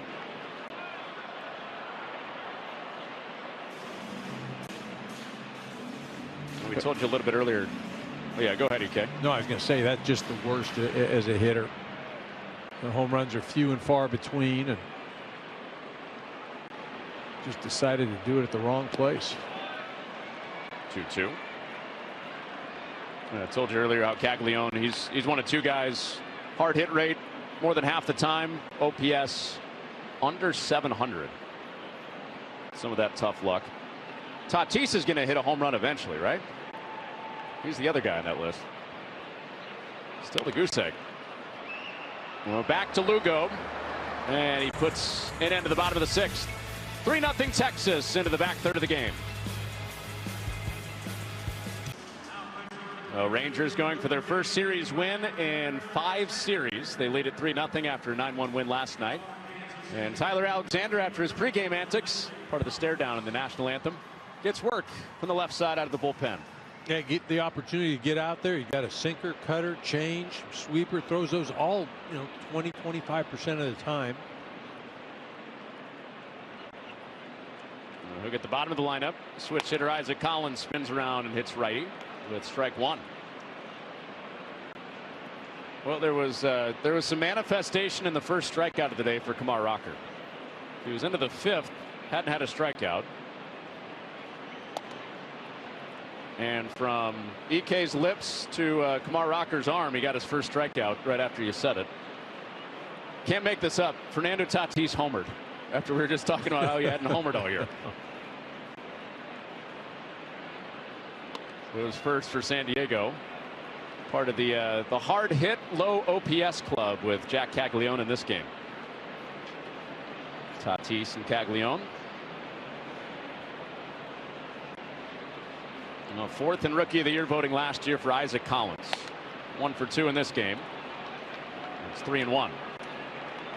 They have not gotten the same on-base production as he had in Milwaukee last year. He was part of that Brewers division championship team, had the 2nd best on-base percentage, and slices this to right. Long way to go for Nimmo, and that drops in there fair and kicks out of play. Maybe it does stay in. Either way, Collins has 2nd. And it's a leadoff double for Isaac Collins, his 2nd hit of the game. The 4th time the Royals have put the leadoff hitter on base. Again, yet to score anything. You see this ball just kind of tailing away. Thought it would bounce into the stands, and doesn't. Nimmo does a nice job of getting it in.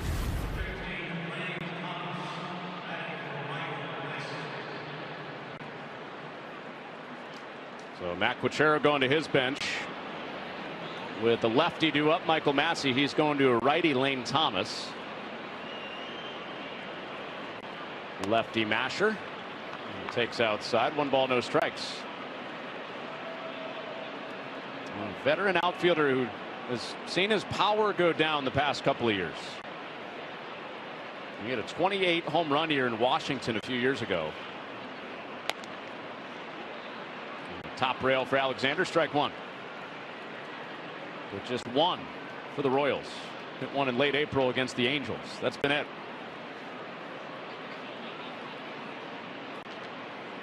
He was the Royals leadoff hitter last night. Went 0 for 4 against Mackenzie Gore and a slew of lefties for the Rangers. Fisted foul. Real important for this bottom part of the lineup to get on, just so they can turn it over to the top, is maybe one of their best opportunities. Okay, you see Nick Lofton on deck.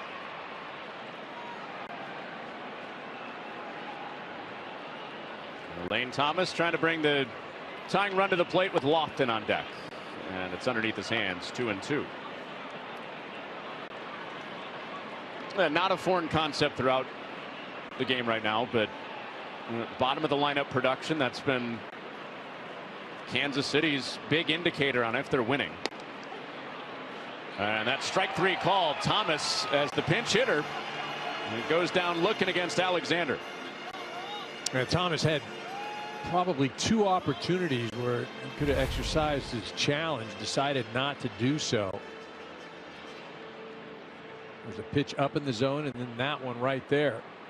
Again, you're getting into, this is the 7th inning. You got a leadoff guy on second base, and this is a situation that would have been an opportunity to use it, and right or wrong, it's not a bad spot. Well, the Royals have had chances. Rocker shut them out for 6 innings, but they could not come through with the bases loaded.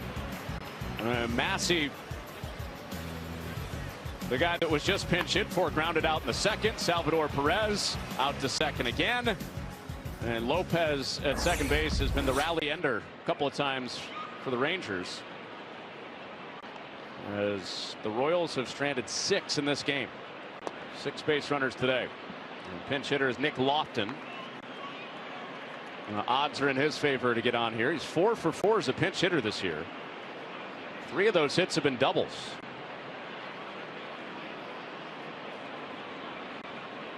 Man at second for him with 1 out. And bangs that ball foul 0-2. Well, we talked about it. The kicker has been 4 leadoff hitters so far this ball game that have reached base, and the Royals have yet to put anybody on the board. And we showed you the opportunities, but this one even, a leadoff double. Then you got 1 out, 0-2 to the hitter, and guy's still on second base. Alexander struck out Thomas. He has Lofton, his 2nd straight pinch hitter, to 2 strikes. And Lofton hangs in.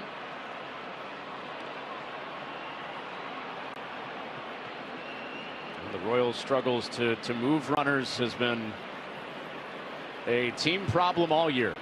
Really goes back to the start of last year. Much better situationally in 2024 when they were a playoff team. 0-2 to Lofton. And he fights it off right side again.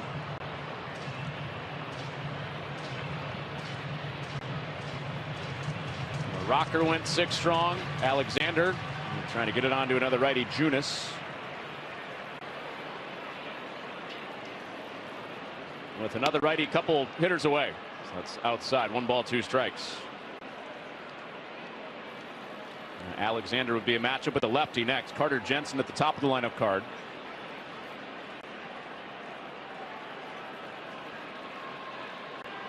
A 4th straight 2-strike pitch, and a ground ball through the hole for a base hit. Lofton now 5 for 5 on the year as a pinch hitter. And he moves Collins over to 3rd and brings the tying run to the plate with the top coming up. Really a nice at-bat by Lofton, laying off some pitches and then finally getting something that he could sneak through the left side. Turning the lineup over as well, and as long as 2 outs aren't recorded on one pitch here, you're going to get Bobby Witt Jr. coming to the plate this inning. Catcher Jansen before the hitter Jensen comes to the plate. We'll go out for a visit with Alexander.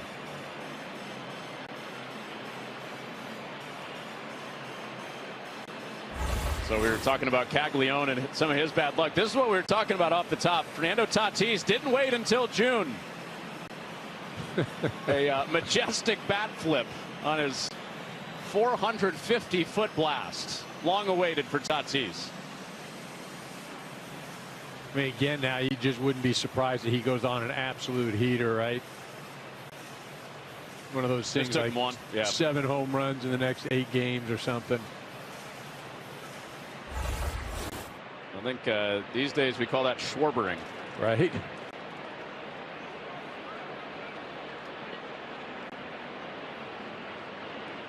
And so on the 30th of May, Fernando Tatis Jr. his first home run of the year.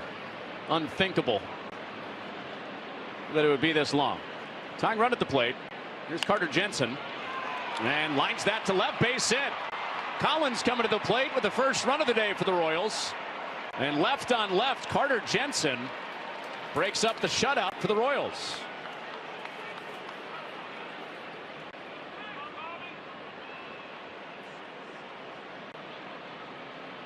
And that'll be it for Alexander. Most dangerous man in the Royals lineup coming up against the new pitcher, Bobby Witt, after this. Former Kansas City Royal Jacob Junis out of the pen to face the most dangerous man in the Royals lineup, Bobby Witt Jr., who goes after the first pitch and lines it to left. The green light is on at third base. Here comes a second run, and Witt wastes no time to greet Junis. And driving in Lofton to make this a 1-run game. It's 3-2 in the 7th. Bobby Witt Jr. following exactly what Carter Jensen did, and that's jumping on the very first pitch. Junis trying to throw that slider and just starts it too far inside and just hangs over the middle part of the plate.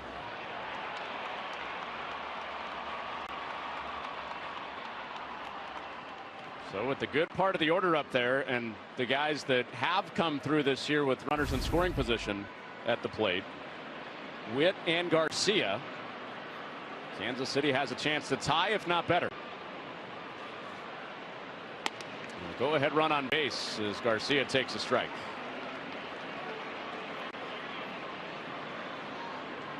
And Bobby Witt Sr., the former Texas Rangers pitcher, the dad of Bobby.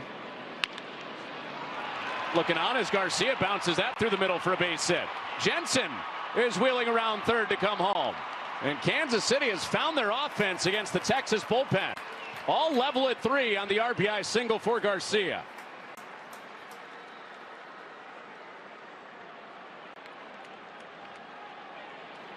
Well, things have certainly changed just in a matter of 4 pitches. Game was 3-0.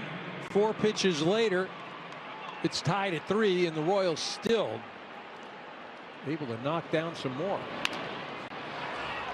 Again, not hit hard, right? I mean, not just put it right back up the middle. 96 miles an hour. I mean, hit hard enough, but ground ball just found some grass. We'll now see if Vinny Pasquantino can break out of a 170 season with runners in scoring position. That's his batting average in these spots. Chance to give him the lead for the first time in this series.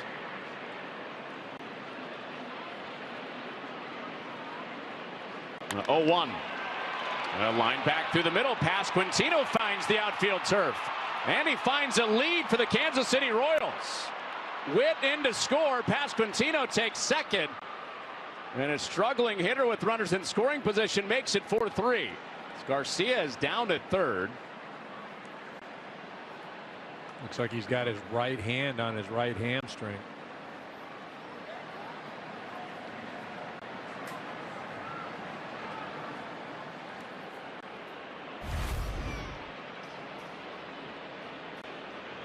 This pitch in the center part of the plate. Pasquantino does a nice job of keeping his hands in there.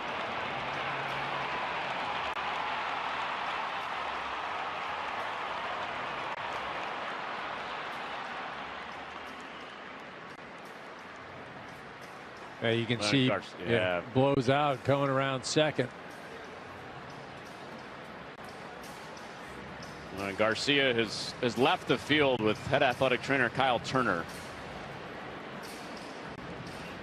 So just when things start to turn for the Royals, their offense starts hunting. Their all-star third baseman leaves the game.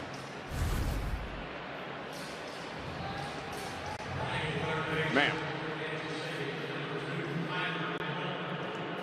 So Tyler Tolbert will come in to run for Garcia. As Kansas City has hopped in the bullpen, got Rocker out of the game finally. And the top of the lineup, part of 5 consecutive hits, all started with Lofton down at the bottom. And the top 4 have all followed with hits of their own. And now Salvador Perez with Kansas City's first lead of this 3-game series. Against a bullpen that's been unconventionally put together, but very good. And fouled off to the right by Perez. Berger gives it a look, and it's 0-2. Yeah, completely uncharacteristic of this Texas ball club. And then you're talking about Rocker having a great outing, and it goes for naught as far as where they are at this point through a great 6 innings. And the game had set up perfectly. They got their 7th inning man Alexander into the game. Their 8th inning guy is Junis. Came in early, and a swing and a miss. The hit parade ends there for the Royals after 5 straight singles. And Perez is out number 2.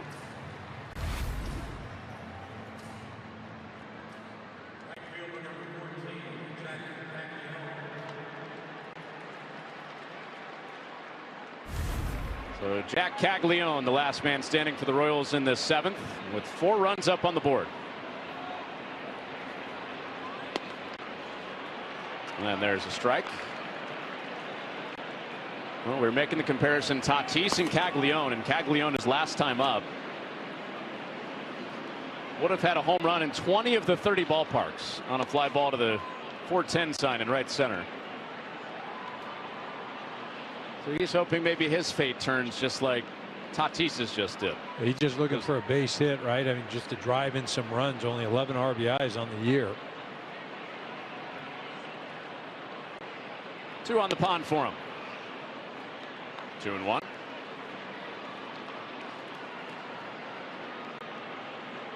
Caglione 5 home runs, but 11 ribbies. 2-1. And the count's level. Some signs of growth in his first full big league year. Last year got called up midseason, and there was some pressure for Caglione. Kind of labeled as a guy that could revive this offense by himself. And he got way out of character a few times and swung at some pitches he didn't normally do. He was cut down on the chase. He's had a better start to his first full year. 2-2. And he's caught looking. So Junis with back-to-back strikeouts, but 5 straight hits for the Royals. They've got their first lead. This summer, the biggest tournament on the planet comes to America, and you can see it all right here on Fox. Get ready for the 2026 FIFA World Cup. It kicks off June 11th on Fox and FS1. Your friends Ronaldo, Pulisic, Messi, and Mbappe will all be there. Every game on Fox with those guys, the head of the marquee for the World Cup in North America. You catching some games in person, EK, in LA? I will not. I will be working. I'll be traveling the baseball circuit with said West Coast team. The tickets at SoFi a little steep. I think I'll kick it on the couch. Watch on Fox. Alex Lang is into the game for the Royals, protecting a lead now. First time in this series, Kansas City has jumped in front. Slider, sinker, change. That's what he's going to come at you with. We'll mix in the 4-seamer, but kind of like his counterpart on the other side, Junis, and loves that slider change combo. Going to have to hold this Ranger offense at bay. Rangers against Seth Lugo. Got a couple of unearned runs on him in the fourth. And Josh Young squared one up for a home run in the first. So Texas was cruising. Looked like they're headed to an early series win, but they will have to come back now. There are all sorts of changes for Kansas City, who lost Michael Garcia running the bases, their all-star third baseman. Lofton stays in at third base, if you weren't following as we bounced around the ballpark there.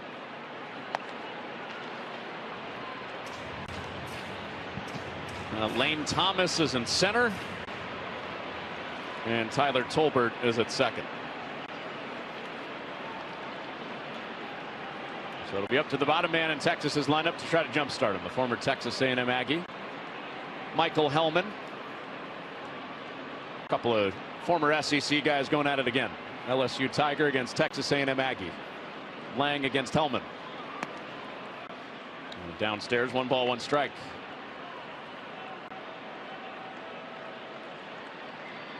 Hellman's been locked in on college baseball regionals starting yesterday. His Aggies are hosting. Just like your Bruins, EK. Easy, easy, easy. Swing and a miss. They'll come back and win that regional, won't they? I agree. I'm right there with you. Had a little bit of a hiccup yesterday against a St. Mary's ball club that you have to hand it to them. They played extremely well. Great pitching. 2 home runs. 2 balls, 2 strikes. Well, Hellman's Aggies almost had the same thing happen. They're in a close game with Lamar.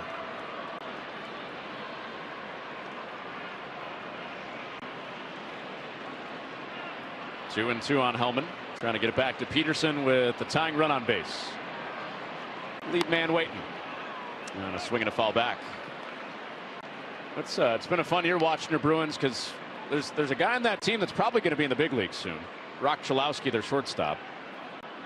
Likely to be the #1 overall pick. Yeah, a kid can do a lot of things, and certainly lived up to the hype. I have an opportunity to pursue his Major League Baseball dreams. Hellman flies it foul. 2 balls, 2 strikes. Skip Schumacher was just out that way. He was in Orange County for his son's graduation. Missed the final game of the Astros series. And his son Brody is headed to TCU to play baseball next year. He'll be a Horned Frog.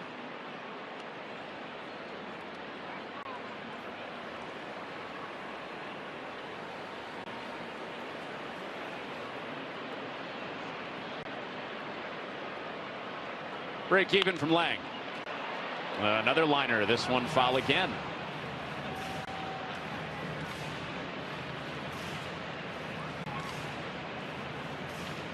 So final 2 innings of the outing for Lugo.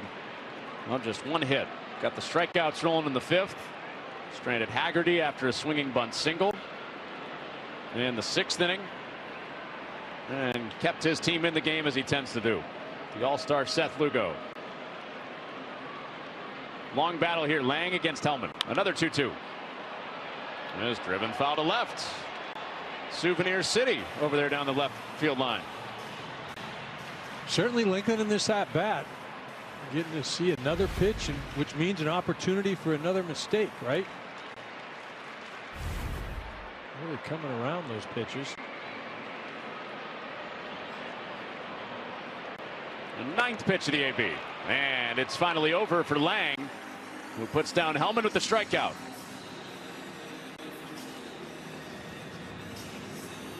Lang drops that sinker in off the plate. It's Hellman to swing and finally miss.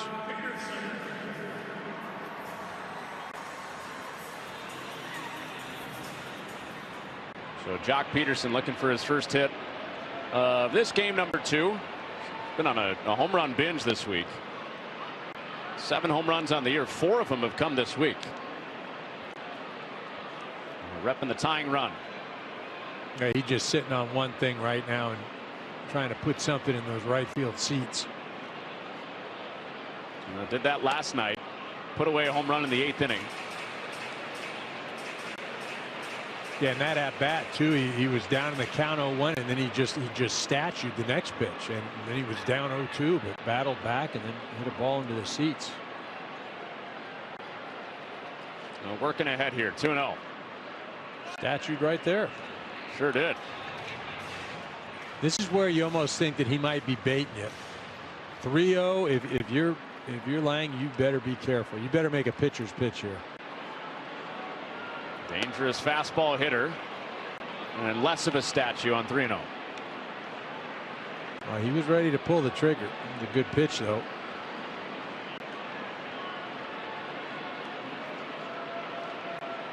Well, Lang ready to go again, trying to climb back in after his 3-0. And a ground ball softly to first base. Pasquantino gloves. Lang over to cover. And 2 up, 2 down for Alex Lang in the 7th inning. The two starters, Kumar Rocker, left this game with a 3-0 lead. Seth Lugo, even with the errors behind him, still worked through 6. Yeah, both of these guys threw extremely well today. And you mentioned Lugo didn't have the support. You know, Rocker had gone most of the game without a strikeout, and then struck out a couple guys right before he exited. Just missing barrels all throughout the game. And as soon as he was out of the game, that's when Kansas City got it rolling. Right. 4 runs in the 7th inning. Well, good start for Lang. He had the 9-pitch battle against Hellman, struck him out. Came back from 3-0 to get Peterson to ground out. Now the Rangers' best hitter, who already has a homer today, Josh Young. Repping that tying run. And he jams it out to right field, base hit. 2-out single Josh Young for his 2nd hit of this game 2 of the series. And the tying run is on base.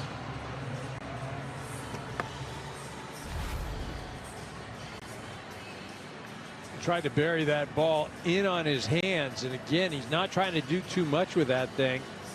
Just flips it out to right center field. Really a nice job at hitting. Well, lefty coming to the plate, lefty coming to the mound. Alex Lang departs, 1-run game. One of the best relievers that Kansas City has to offer in the game right here against Brandon Nimmo.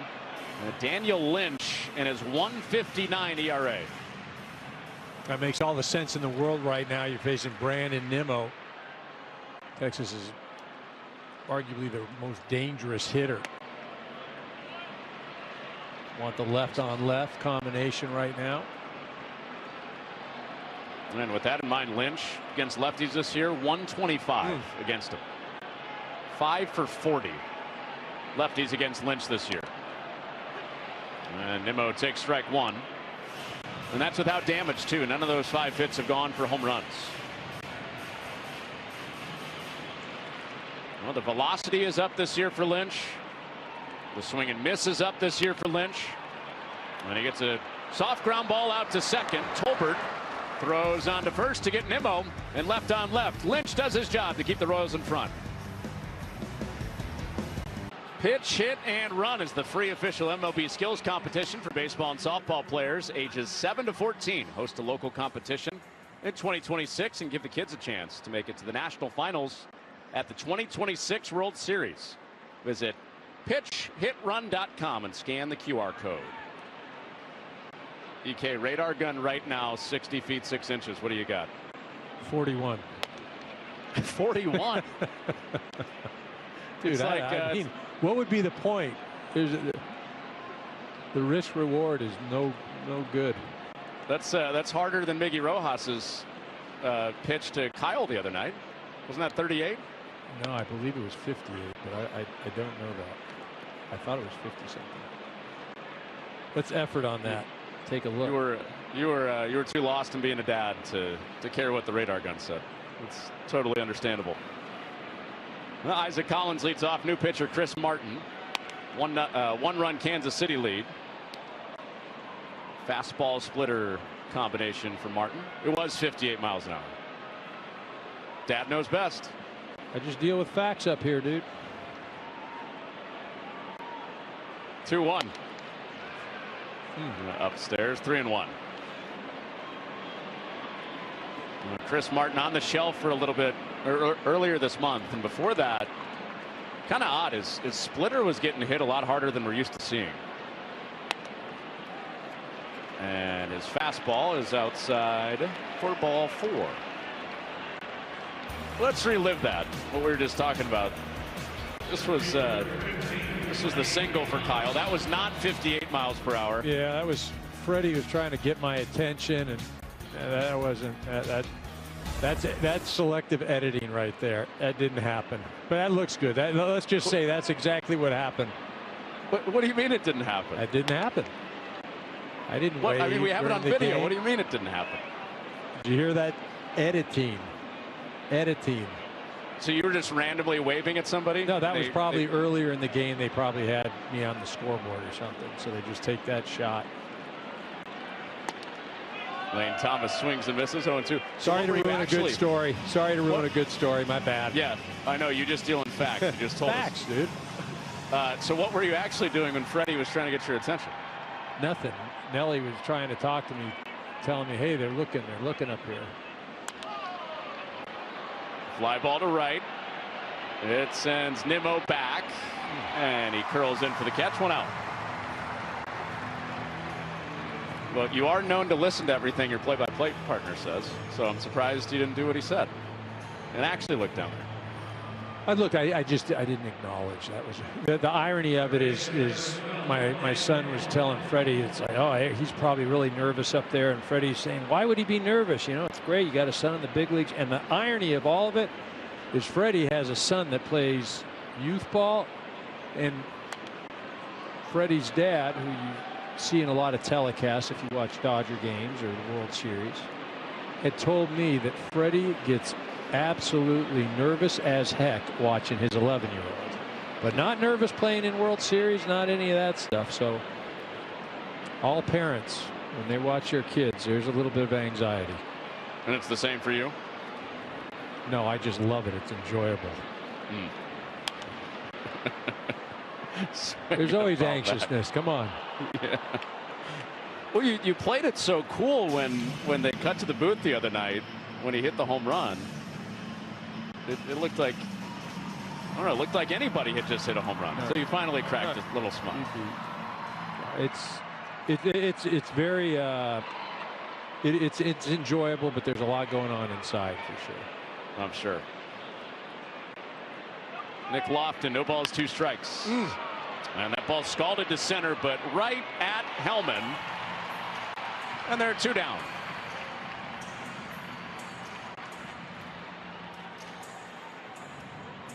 Back to the top for Carter Jensen. Young fan, well schooled, tipping his hat to the outfielder Hellman after grabbing out number 2. I'd say Jensen probably had the biggest at bat of this ball game, and the reason I say that is they hadn't been on the board yet. Lefty versus lefty, and first pitch, boom, base hit, first run of the ball game, and really started to get Kansas City going. But this at bat. Again, lefty versus lefty, huge. Now, that was after a day where he tried to hit a ball over this outfield wall that's hard to get a ball over here in Texas. 3 flyouts, and he finally shot one in front of an outfielder for a base hit. His at-bat before that, this was a close play over at first. And Collins back in safely with 2 outs. The ball that Jensen hit before that, his previous at-bat before the RBI single, would have gone out a lot of places. He fouls this one off. 1 ball, 1 strike. So he was part of the missed opportunity train for the Royals until he was the one that had, as you called it, the biggest at-bat of the day. Yeah, but I think the thing is we talked about it earlier. The runners in scoring position, Kansas City hasn't done well. They know that. They know they haven't scored. They didn't score last night. They're on a stretch right now. They're down 3-0. Lefty versus lefty. That at-bat really changed the complexion of the game because Alexander retires him. You're talking about a whole different story. But he doesn't allow that. He gets that base hit. Things flipped. Danny Jansen was too late tapping the helmet on what probably would have been a strike. Our strike zone shows it as bottom rail. Instead, Jansen in a hitter's count sprays it to left. That ball is out of here. His first home run in over a month. Carter Jensen extends the lead for Kansas City. Kansas City find their leadoff hitter? Maybe.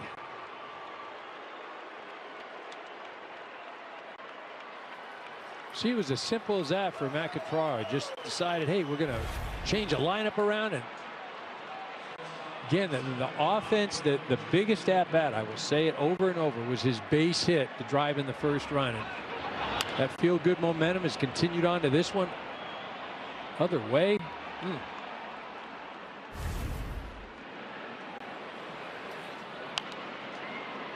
Bobby Witt Jr. swinging away. I think you're right. There might be something to that leadoff spot. EK, it's the 4th time in his career he's done it. The Royals are undefeated when he has been there. Trying to get out of this slide of losing 14 of 17. Push the right button with Jensen being up top. First time they did that last year against Toronto, they scored 20 runs. His first ever game as the leadoff hitter. And part of a 3-double day for Jensen. He's got 2 hits here today. He's scored twice and has driven in 3. Fly ball, shallow right. On comes Nimmo. Calls off Lopez. Inning over. Maybe the Royals have found their leadoff man, Carter Jensen. A 3-ribby day. Carter Jensen, 6 home runs in the opening month of the year and none in the last 5 weeks. His first home run since April 22nd loosens things up for Kansas City, who have 2 big innings late in this game after they trail at 3-0 into the 7th. Jake Berger flies it to deep left, and that ball is off the wall in a fly. Collins has it skip away, and Jake Berger, hoping to start a comeback for the Rangers, has a leadoff double.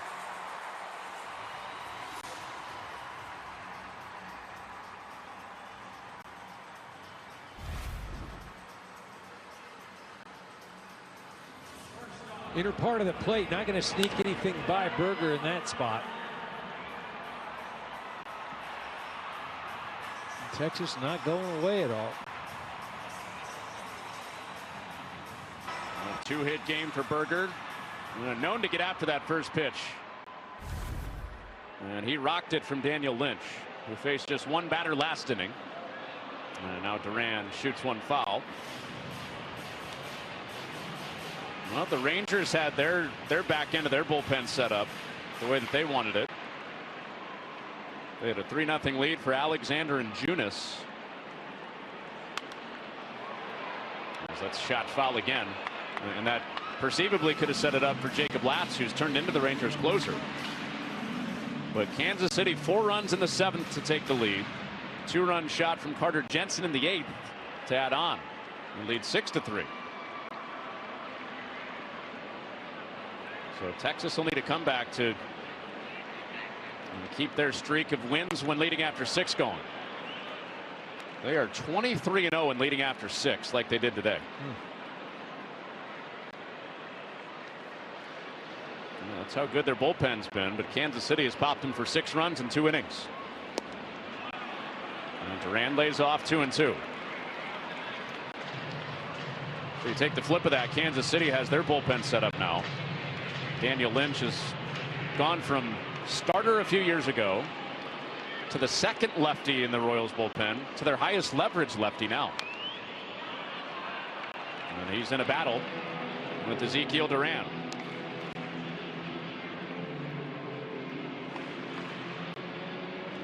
It was 2024 when Lynch made the transition.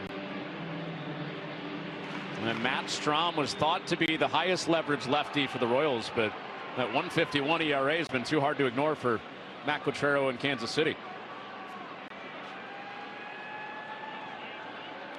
Well, Duran not going quietly and just looking to continue this inning. I mean, he's been a real pest for the Rangers all year. Well, their 2nd leading hitter, their best hitter with runners in scoring position, in a 2-2 count. And there'll be a 7th pitch of the at-bat as it's gone full.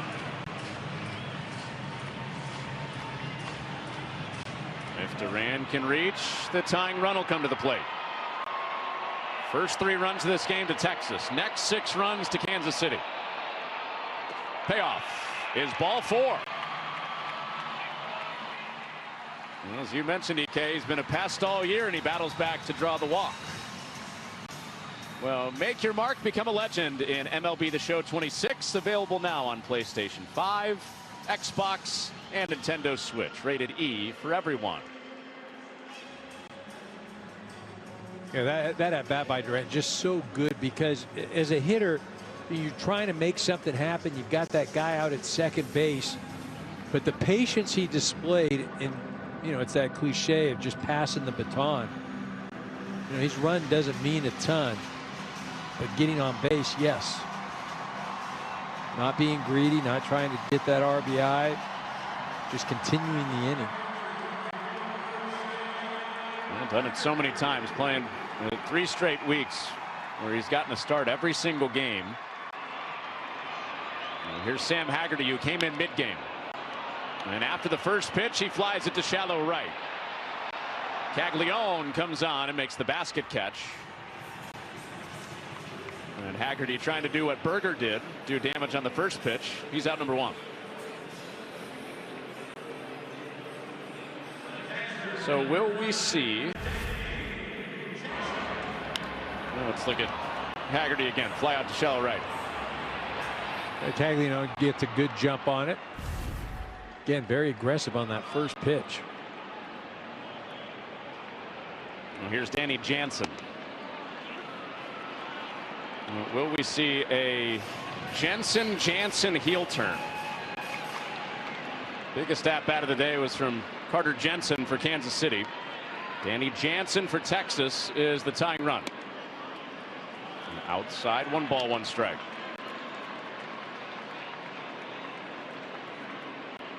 Well, no matter what pitchers have spun up there this year, Jansen has struggled. The worst fastball hitter that Texas has had. And watches a breaking ball downstairs. He's also the worst breaking ball hitter that Texas has had this year, which has been unlike him. He was an above average big league hitter last year. And John Schreiber getting loose. And that's hit into the left field corner for a base hit. Catchers have come to hit in this game. Texas has made it a 2-run game with Danny Jansen shooting an RBI into the left field corner. And they've got the tying run at second in the bottom of the 8th. Yeah, just as important as that base hit was the ability to Jansen to get to second base with that double.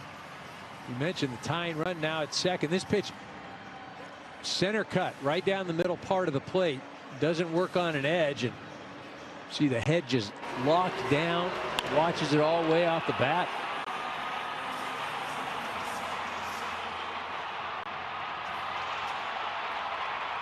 So a 2-ribby game 2 of this series for Danny Jansen, and Matt Quatrero needs to make a move.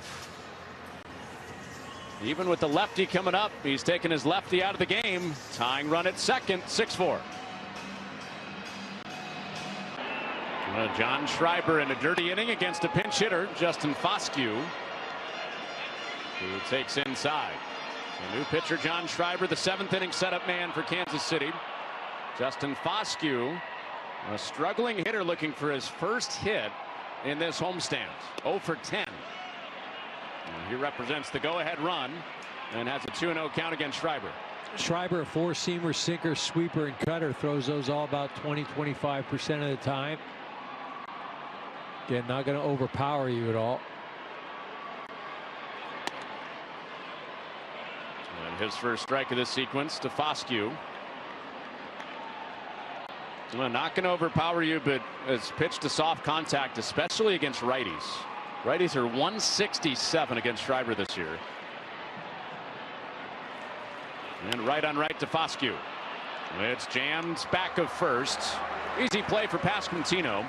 And both runners hold at second and third.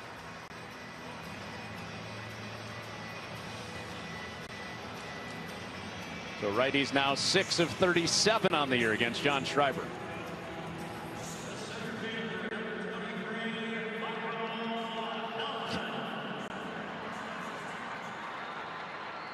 So with the tying run at second, it's up to the 9-batter Michael Hellman, who was part of a rally in the 4th inning. And he pops a bunt up. Oh! Diving catch! Jensen! Cat-like quickness to go get it and end the inning. The Carter Jensen game in Texas. 3 ribbies and a home run. And that's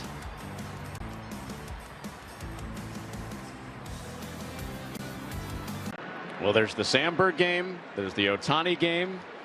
Where were you when the Carter Jensen game broke out in Texas? Calling a game with Connor Onion. That's where I was. That'll go in the obit, I'm sure. Peyton Gray comes on to work this Carter Jensen game.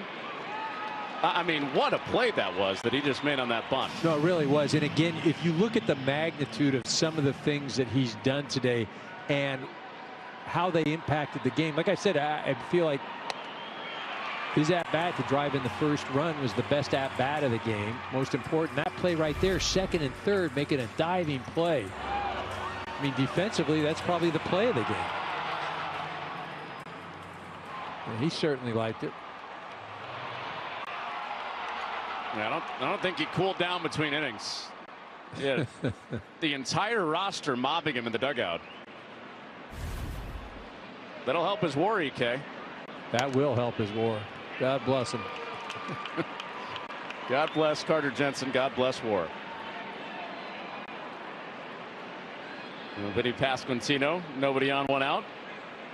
And Kansas City had scored 6 unanswered runs before Texas got a run back, and as you mentioned, a big spot, not just to play in the middle of a game randomly. That was with the tying run at second base,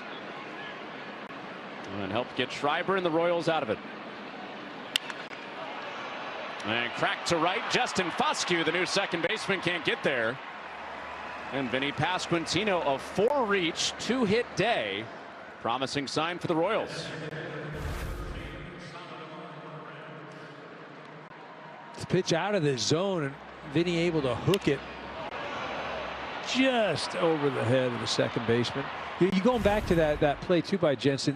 Why also that's so important is the lineup is getting turned over. Jock Peterson is the next hitter. Salvi Perez fouls it away. I mean, the crazy thing is you know, talking to Matt Quatraro before the game is just, hey, we're going to hit him leadoff. You know, just kind of, and there's not a lot of evidence to support, you know, he should be hitting leadoff other than his record as a leadoff hitter, right? I mean, that's about it. You know, undefeated, team's undefeated when he's leading off. But other than that, it's just, hey, let's just see what happens. But man, pretty much guarantee you who's leading off tomorrow. I'll say so. Yeah, because they tried it yesterday. They tried Lane Thomas up there. Didn't work out. They were shut out until the 9th. But they have found lightning with Jensen up there. And Salvador Perez looks at that one up top. 1-2. And Jensen, like the Royals, out of nowhere offensively in this game. They were down 3-0 going into the 7th. Jensen was 0 for 3 going into the 7th. And in the last 3 innings alone, less than 3 innings alone, Jensen has an RBI single that got the offense going, broke up the shutout, a 2-run home run to extend their 4-3 lead, and then kept him in front with that diving catch behind the plate.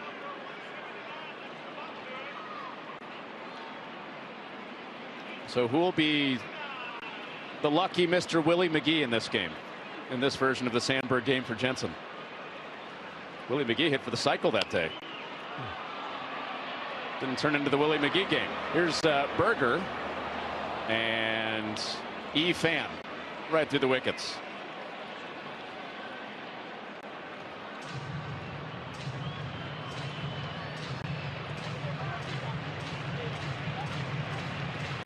Well, Perez in this game, nothing for 4 with a strikeout.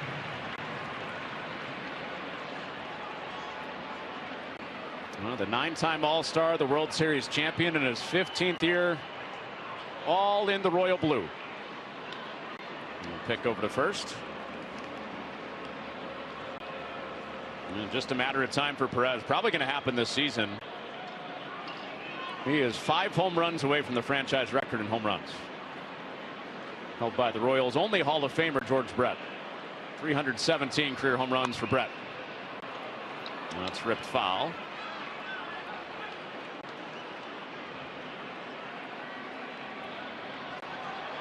I mean, you just think all the wear and tear that he's had on his body as a catcher, just to still put up those offensive numbers, and a few years ago leading the American League in home runs. Well, that was the catcher record until Cal Raleigh broke it last year. A high fly to right. Nimmo over toward the line, makes the catch for out number 2. EK, there's no doubt he's a Hall of Famer, right? In your eyes, Salvador Perez? Yeah, I mean, he and Molina, you know, they're similar careers, and you know, again, I think just the longevity, you know, what he's meant to the organization. I mean, he has had a heck of a career. A longtime Texas Ranger, Pudge Rodriguez, Hall of Famer. 311 career home runs for Pudge. Salvi's got him beat by 1. I know that's not all that goes into the Hall of Fame case. Pudge did a million things well. Pudge threw out a few guys too. Yeah. Hit for Just a high average. Hit for a high average. Well, Salvador Perez, of the guys on this list, Perez active, obviously not a Hall of Famer yet. The only guy that is not a Hall of Famer is Lance Parrish, who was an 8-time All-Star and won a World Series. Yeah, not sure why he's not a Hall of Famer, right? So if you are the company you keep, then Salvi is probably headed to Cooperstown. Just don't stand too close to Lanny. No, that's right. 2-0 to Caglione. Ground ball foul.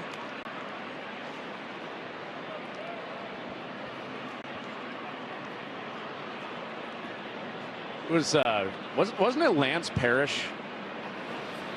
Might have been Lance Parrish that went up with the leg of a table, or was that Norm Cash? One of those two guys basically admitted, I had no chance against the pitcher we're facing today, so I'm going up with the leg of a table at home plate. That was Norm Cash, not Lance Parrish. Getting your Tigers mixed up. That's right. That was against former Ranger Nolan Ryan. 2-2. Downstairs, 3 balls, 2 strikes.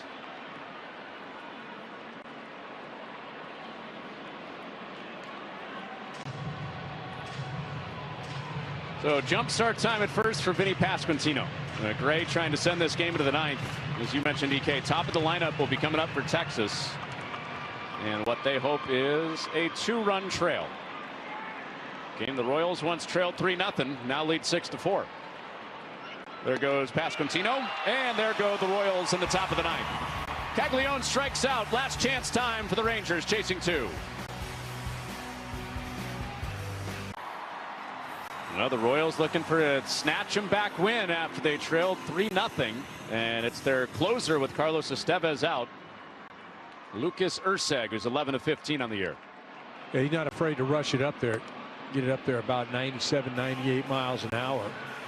Throw a little slider as well, sinker. But you better be ready to pull the trigger when you're up at the plate. That's the top of the lineup for Texas. Jock Peterson is quickly in a 0-2 hole. Well, the 2-time All-Star having a big week. Having a resurgent season after his worst hitting season of his career last year. 4 home runs on the week. And watches that one upstairs, 1-2. Well, for Lucas Erceg, it's been very stop and start. He went about a week without pitching until last Sunday. And that ball's cracked deep down the right field line. Peterson has done it again. Almost the same spot as last night. He hits it out to make it a 1-run game.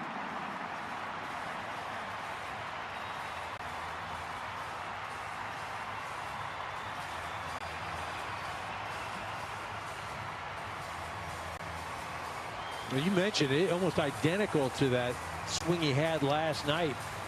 Down in the count, 1-2. You know, and that's why that play that Carter Jensen made was so important last inning. You keep the Texas from letting Peterson get to the plate, man.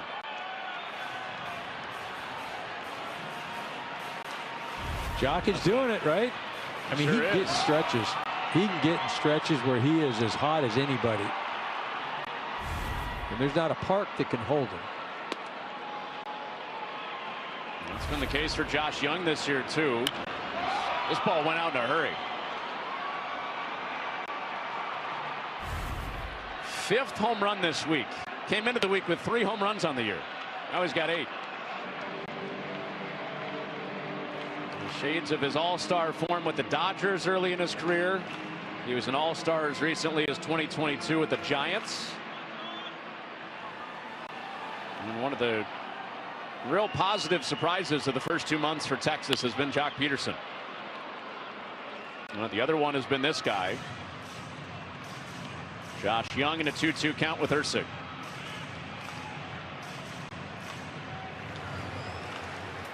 So Peterson has made it another nervy 9th for Kansas City. It got real tight on Ursig on Sunday. And that's bounced to short. Diving play by Witt. To his feet and offline. Everything but the finish for the Gold Glove shortstop Witt. And the tying run is on to the 9th. That ball came off the bat at 101, and Bobby Witt Jr. makes a great play, but he has more time than he thinks. He gets up and rushes a throw. He had time to set his feet, and with that strong arm, he could have made a much more accurate throw. And get up, shuffle, and you see runner's not even in the picture yet. But what an athletic play by the young man.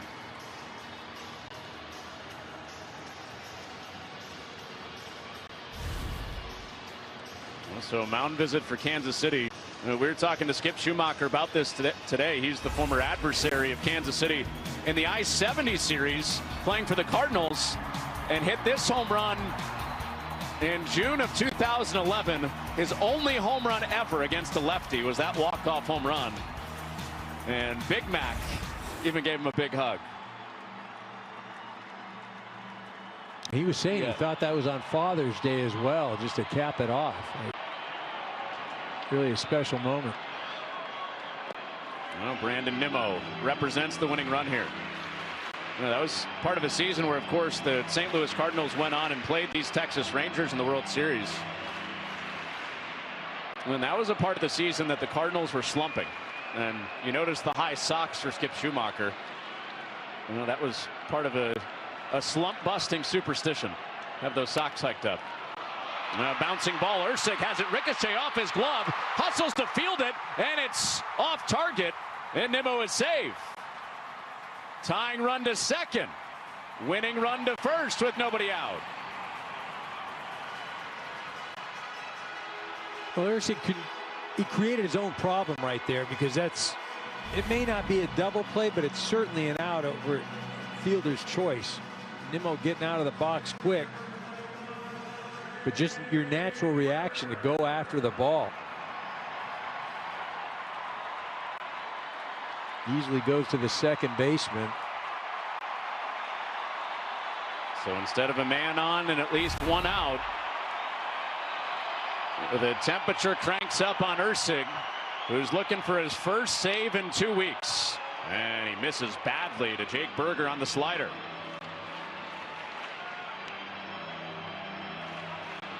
Well, the Rangers with one walk-off win this year. That was against the Diamondbacks 2 weeks ago. 1 ball, no strikes on Berger. And just inside, and Jensen will challenge. This pitch looked like it was off the plate. And it was.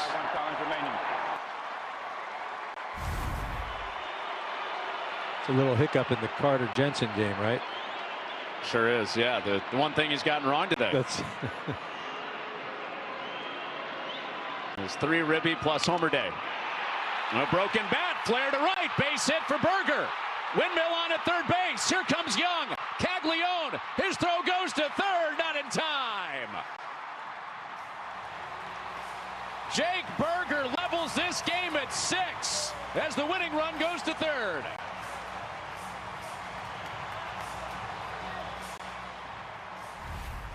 Berger has been the big RBI guy all year long, and he doesn't disappoint right here. Not a bad pitch on the inner part of the plate, just kind of running in.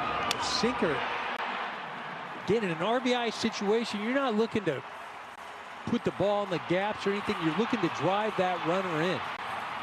Berger does a nice job of not getting greedy, does just enough. You know, on the flip side, you got to look at Kansas City's defense tonight has put them in this hole. A 2-run fourth because of 2 errors. And now Ezekiel Duran trying to be the hero. And a little anxiety up there with the game on the line. I mean, you mentioned that 2-error inning. Bobby Witt Jr. making an error here to begin this inning. Did they score that in error? Did they score that in error? No, that was an infield hit. That was an infield hit. Should have been an error. Because that throw, it was a great play, but he had all the time in the world to make that throw. Then Ursig, the ball bouncing off his glove. 1-1 to Ezekiel Duran. Fly ball to right. Caglione races in, can't get it. Here comes the winning run. Nimmo to the plate. He is safe. The Texas Rangers come back and walk off the Kansas City Royals. Ezekiel Duran, the game-winning hit.